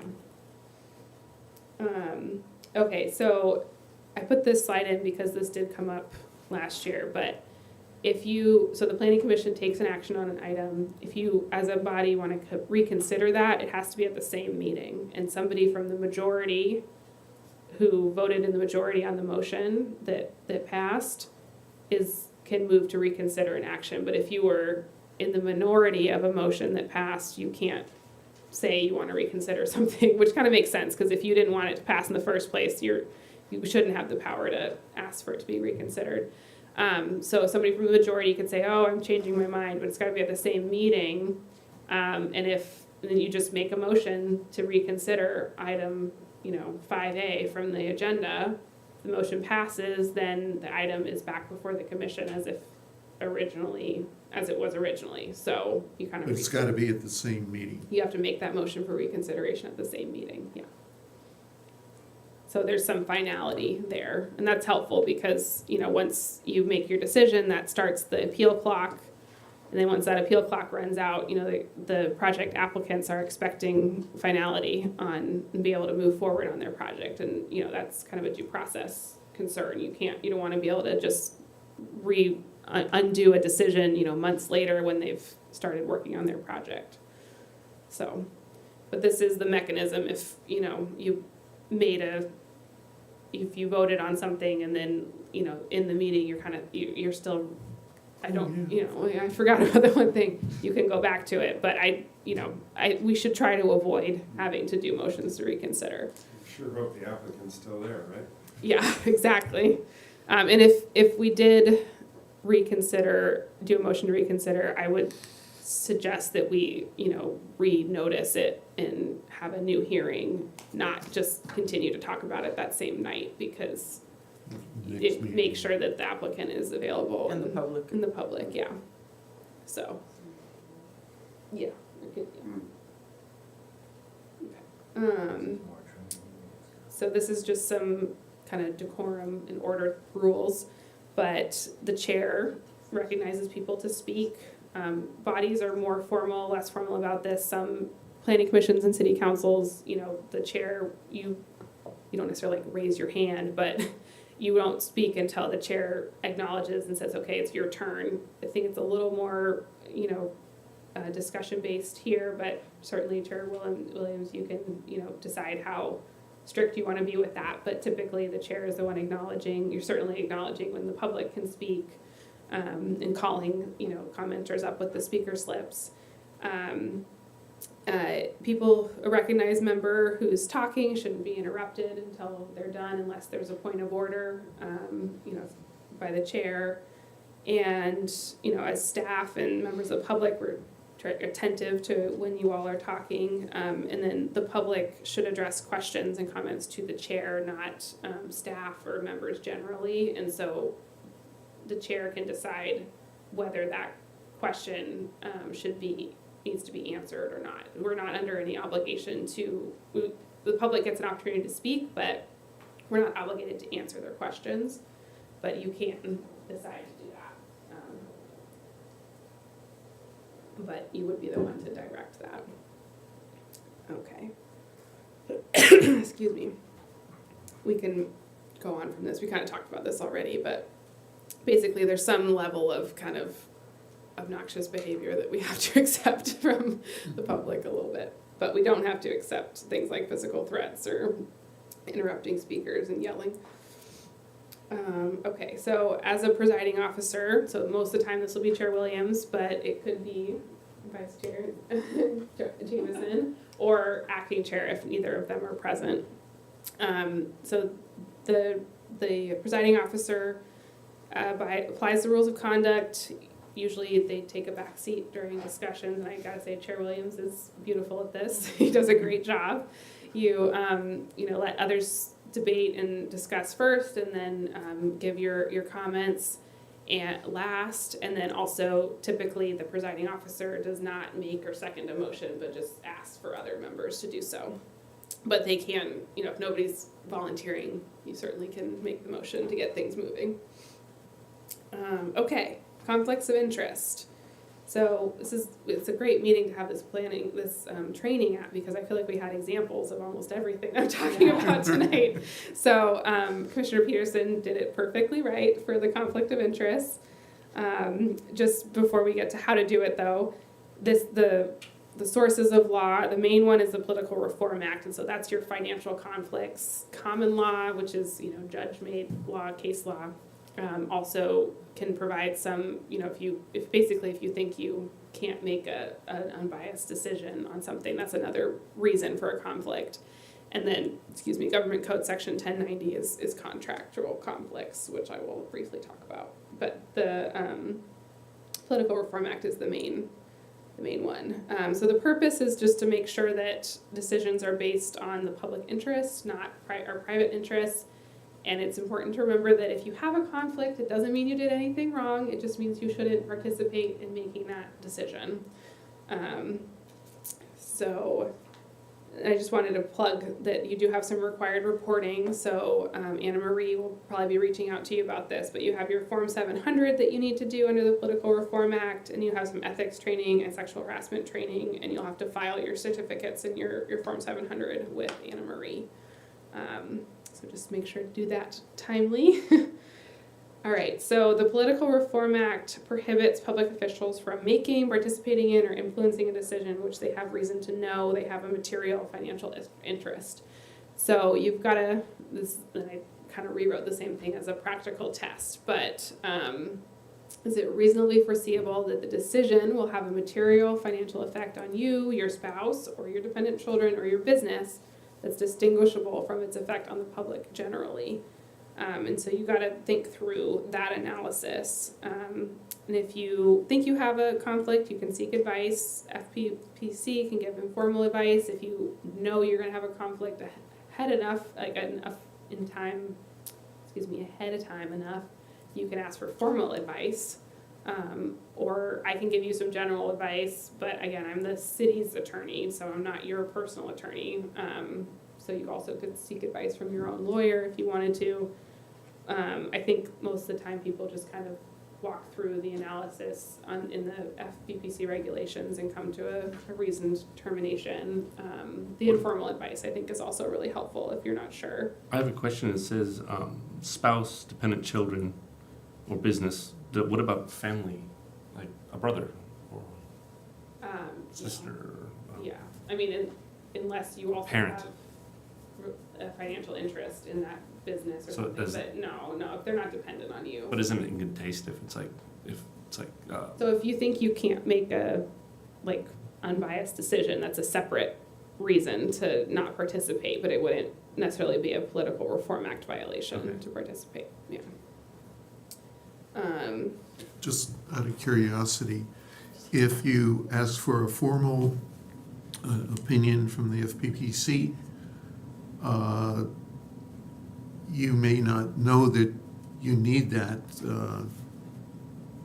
within 3 days of the meeting, so. Right, it's kind of impractical to get that. I mean, the benefit of it is you can rely on it, so If they say like you can participate in the decision and you do, and somebody challenges that, then you have that formal advice. But yeah, in practical terms, you're probably not gonna know of the conflict in time to get formal advice from them. Yeah. So typically it's informal advice, or you're talking to me or your own attorney. And do they respond to informal requests fairly quickly, or I think so, but or is it just not worth going to them at all? I think you should try, but yeah, if you're asking like Err on the side the of caution. Friday before the Monday, you're not gonna get it. But, if you ask a week ahead of time, maybe, yeah. So, Informal advice, you can't rely upon anyway. right, They'll just say, well, we gave you an informal opinion, and you Yeah. owe us $5,000, so, that's where it goes. So informals are pretty yeah, informal and lame, yes. yeah. But, you do have the project list of what's coming up from, in the next, with the projects that are pending. So you certainly, I think, could, if you wanted to, you could look at that and see what's close to your house and, have some lead time to get more formal advice. But absent that, yeah, you're probably not going to have enough time. If you wait till the agenda's posted, you're not going to be able to get formal advice. Yeah. This is just another, this is how the FPPC says to do the analysis of 4 steps of going through. Is it reasonably foreseeable? Are the effects material? Are they the same as the public? Are you participating in the decision? So that's another way to think about this analysis. This is all about whether there's an effect on a financial interest. So what counts as a financial interest? It's your business entities that you have a direct or indirect investment in, or if it's even if you have an officer position, that counts too. Real property is probably the biggest one. So if you have interest in real property that's worth $2,000 or more, sources of income, and also if you're getting gifts that are aggregating up to $590 or more, that number will change over time too. So just keep that in mind within the last 12 months. So. Oh, well, that's gifts. That's bigger. Okay, so that's like the financial interest you have to look into. Now, it's whether there's a foreseeable material effect on that financial interest. FPPC has extensive guidance on what counts as a reasonably foreseeable material effect. So I'm not going to go through all of that tonight, but I just wanted to provide some highlights for the real property because that's kind of the most common one that comes up. If you're within 500 feet of a project, your house is within 500 feet of a project, you're kind of presumed to have a conflict of interest because it's right down the street. There's now, it used to be that was like the bright line test. Now there's like 7 other factors that could also give rise to a presumption of a conflict, so you'll want to, look at those. But if a property is more than 1,000 feet away, the presumption goes the other way, that absent some other factor, you're presumed to not have a conflict. I also wanted to flag the real property because it's not just 500-foot rule anymore. They've made the analysis more nuanced. So I definitely encourage you all to go on the FPPC's website and look through what they lay out for what counts as a reasonably foreseeable material effect for each of those financial interests. And then you'll kind of have an idea of when things come up, what might trigger a conflict for you. Just a comment. In the past, a long time ago, they used to give us a map with our house on it in a 500-degree circle or 1,000. Mm-hmm. Those are really helpful. Yeah. So yeah, that's probably back when it was the bright line rule, but Yeah. it's still a presumption one way or the other. So we could. But it gives us a starting point. Yeah. Mm-hmm. Yeah. Okay. All right, so then how to address a conflict at a meeting. You saw a great example of it today by Commissioner Peterson. When the item is read on the agenda, at that point, before the staff presentation starts or any substantive discussion, you just say, Chair, may I be recognized, or excuse me, I have a conflict of interest. And then importantly, you have to state the reason for your conflict briefly. It doesn't have to be much, but your house was too close. So that's a reason. You want to say if it's a business entity or a source of income, you want to identify the type of financial interest that is causing the conflict. And then I should have had a third bullet here, then you leave the room. And that's how you do it. So it's pretty simple, but you got to make sure that it happens before the substantive discussion of the project.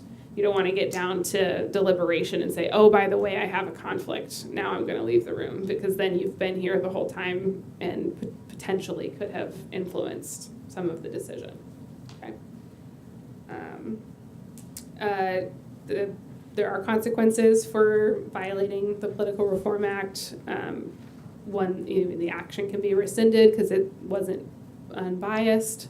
In violation can, there can be civil penalties or criminal penalties. So again, good to keep it serious. And I think, it's important because the civil penalties and criminal penalties are for you personally on this one too. It's not just like the city is subject to a Brown Act violation. Like, you're the one that had the conflict and proceeded with the decision. So be careful. All right, I think. Yeah, okay, so other conflicts of interest, common law conflicts. So this is just if it's not a financial reason, but if you feel like you can't make an unbiased decision, maybe it's your brother's project or your best friend from kindergarten that you've known your whole life and they're bringing a project forward and there's no way you're going to be able to vote that down even if it's the worst project ever. Probably shouldn't make this be a part of the decision, right? So that's another reason to abstain.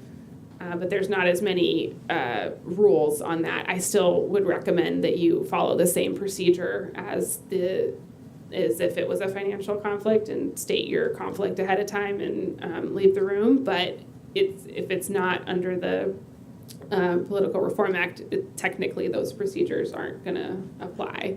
And then Government Code Section 1090, this one is not so much about the decision, but it actually prohibits you from contracting when you or your family member would have an interest in the contract with the city. So that's a little different animal and doesn't come up too much, but you can't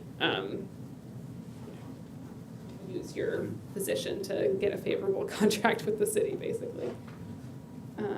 Okay, and then gifts. So a gift is anything of value for which the recipient didn't provide payment or services of equal or greater value.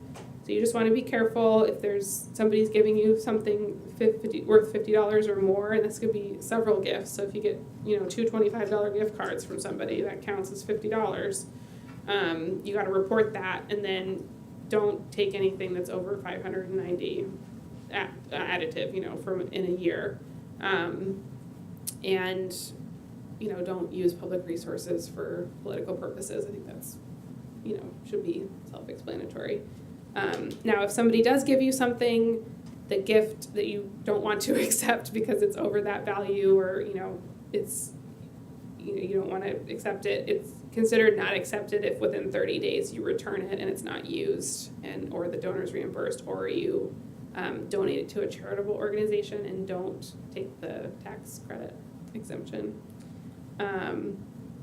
There are some exceptions to when you can get a gift. For example, like you can get gifts from your family members, you can get Christmas gifts. If you have a long-standing relationship with somebody, like your best friend from kindergarten, they can give you a gift and it's not a problem. It's just if it's, there has to be that relationship separate from your office, basically.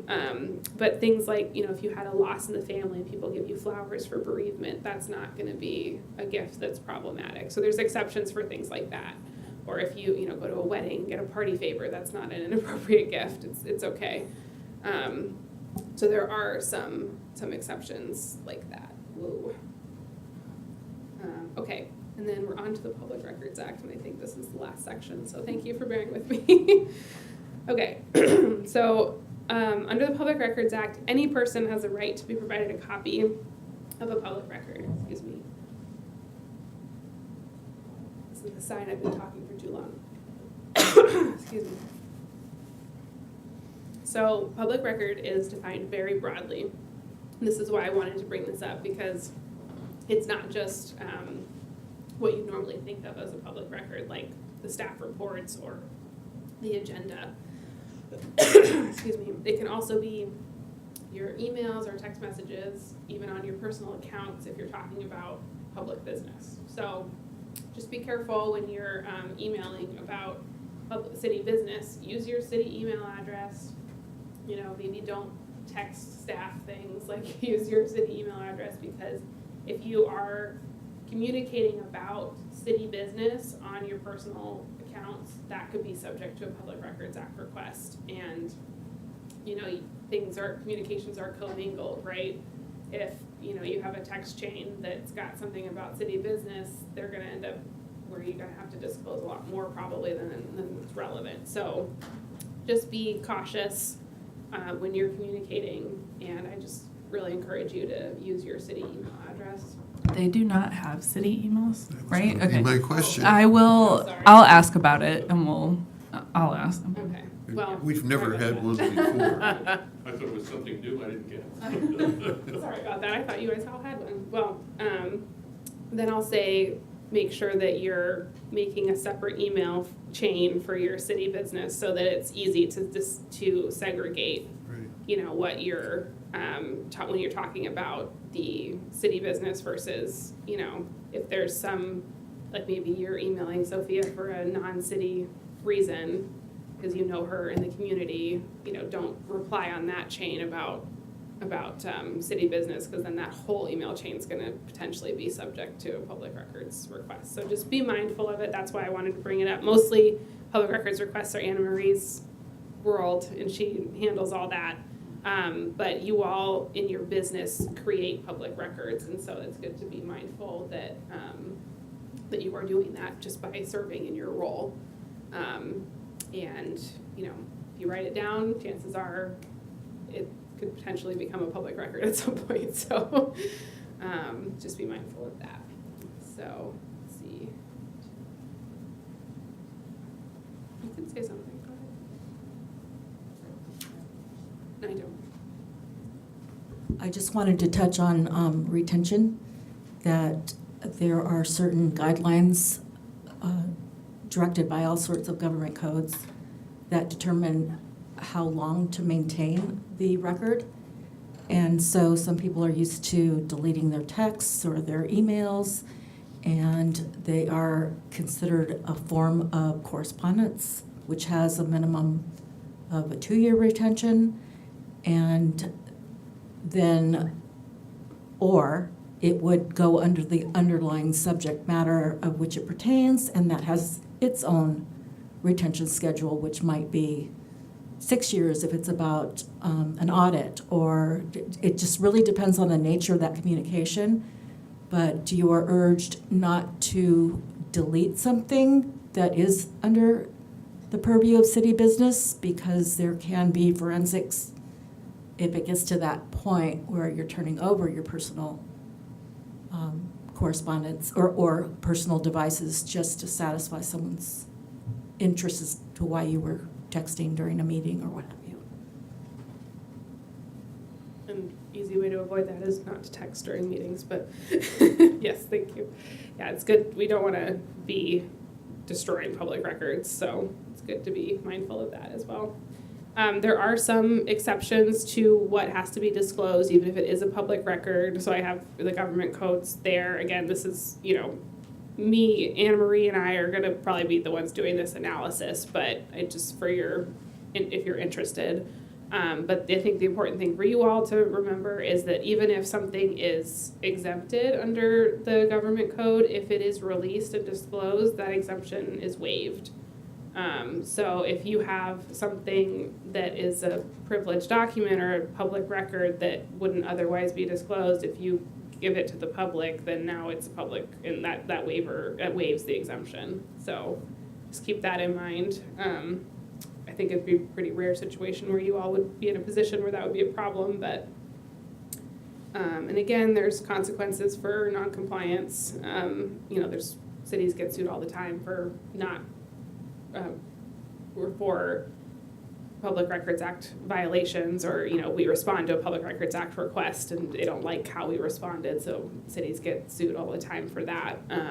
But, you know, it's kind of high stakes, because the prevailing party gets costs and fees, including attorney's fees sometimes, so it's good to be, you know, we do our best to respond appropriately to Public Records Act requests, but it's, you know, if you guys are diligent about segregating things and making it a clean record, and it helps us respond. So, and that's all I have. If there's any other questions. I know that was a lot. No question? Thank you all. Thank you, Chelsea. Great. And thank you for the good discussion during the presentation. It was very nice. Kept it interesting.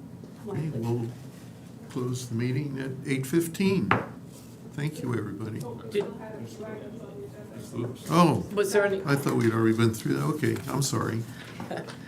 Open the meeting again. Well, the first one is Planning Commission, if there's any Planning Commission reports. One thing very quickly, and I'm being serious, I'd give up my $100 a month to get printed agendas.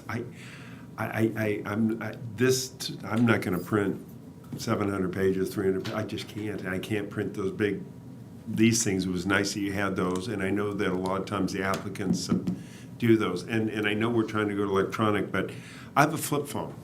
I don't text. I hardly ever email, and I call. I'm old-fashioned, and I just need paper. And I'm happy to pay for it, is my point. I don't want to cost the city money, because I'm old and can't understand it and don't want to do it. So that's just a comment. I don't know how we're handling it, but I've tried this. Every year we've done this, then we get them.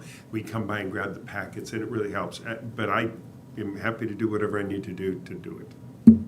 Yeah, I would second that. I I'll much third it. prefer the hard copies, because it's a pain in the neck when you have to refer back and forth to maybe 5 or 6 different sections.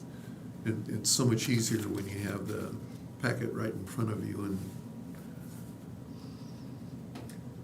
And one last comment on that is, well, we can have our iPads or whatever at our, but that's then electronic records, and you're on it, and then somebody goes, what was he, were they searching up there on whatever they were Googling, or were they really looking at just the, I don't know. To me, it just seems, I don't want to bring electronic device to a meeting. I don't want to, I won't, so. Okay. Actually, I have a question just relating to your last topic, retention of documents. Are we supposed to be keeping, right, so we don't have to keep all of these?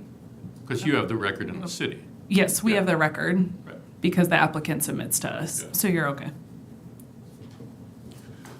One other thing, in one of the emails, I don't know if it was from you or Anne Marie, that you were going to give us a thumb drive with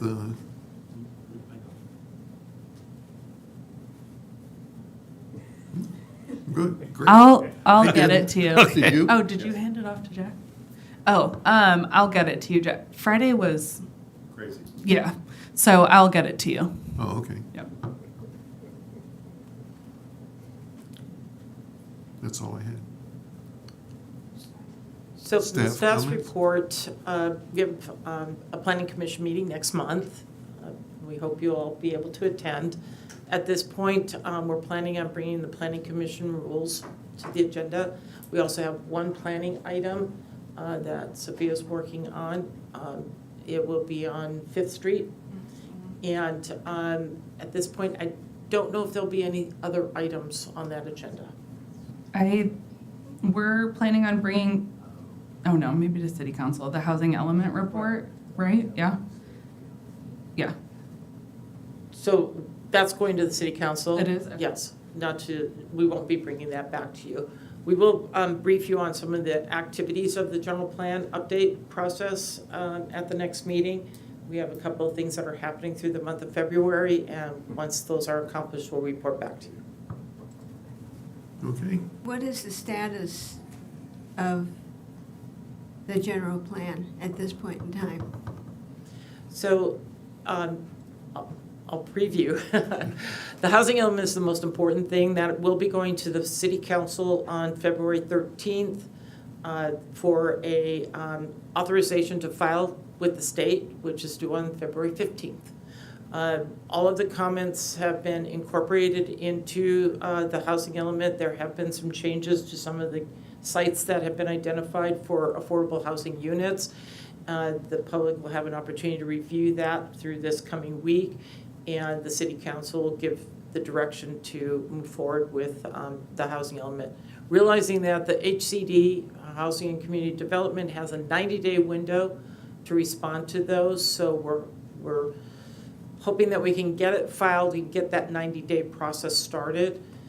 In the meantime, we are working on all of the other general plan elements.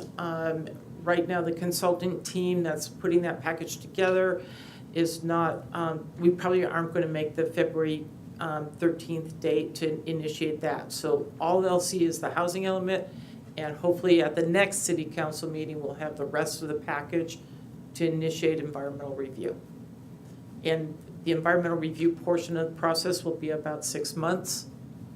So as a committee, we're done. No, what we will be doing after we get the housing element filed and the general plan going through the environmental review, we will probably hold maybe 2 meetings in between there and comb through the elements one more time, make sure everybody agrees with what is being reviewed through the environmental document. Okay, thank you. But there will be some working meetings. You mean the GPAC will be meeting again? Yeah. Yes, not when you, yeah. I want to make sure it wasn't this body on No, it. It's the no, Just GPAC. general Yep. plan. Wanted to remind everyone of acronyms. So GPAC stands for General Plan Advisory Committee.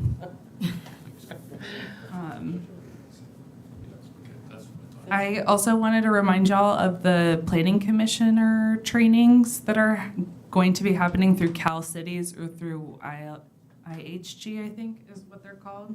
ILG? I don't know. There are 2 entities doing planning commissioner training, so if you're interested, let me know. And then the other thing is, Commissioner Jameson, you had been wanting to hear about the outcome from Caltrans about the 1714 Mission Drive project. And I looked at old emails. Guidance from Chelsea was to provide that information via public or through this comment period. So we did hear back from Caltrans, and they said that they liked the project due to the fact that they're removing 1 point of ingress into the property. Okay. So we did hear affirmatively from I them. really appreciated the Caltrans report, though, in this latest project. That's what I'm used to seeing. Yeah. What is it? Continuous improvement? Yes, we will continue doing that. And I think that's, and don't forget your materials for Anna Marie, the Form 700, the ethics training. I'm sure she'll follow up. And that's it. Thank you. Meeting adjourned. Thank you. Again.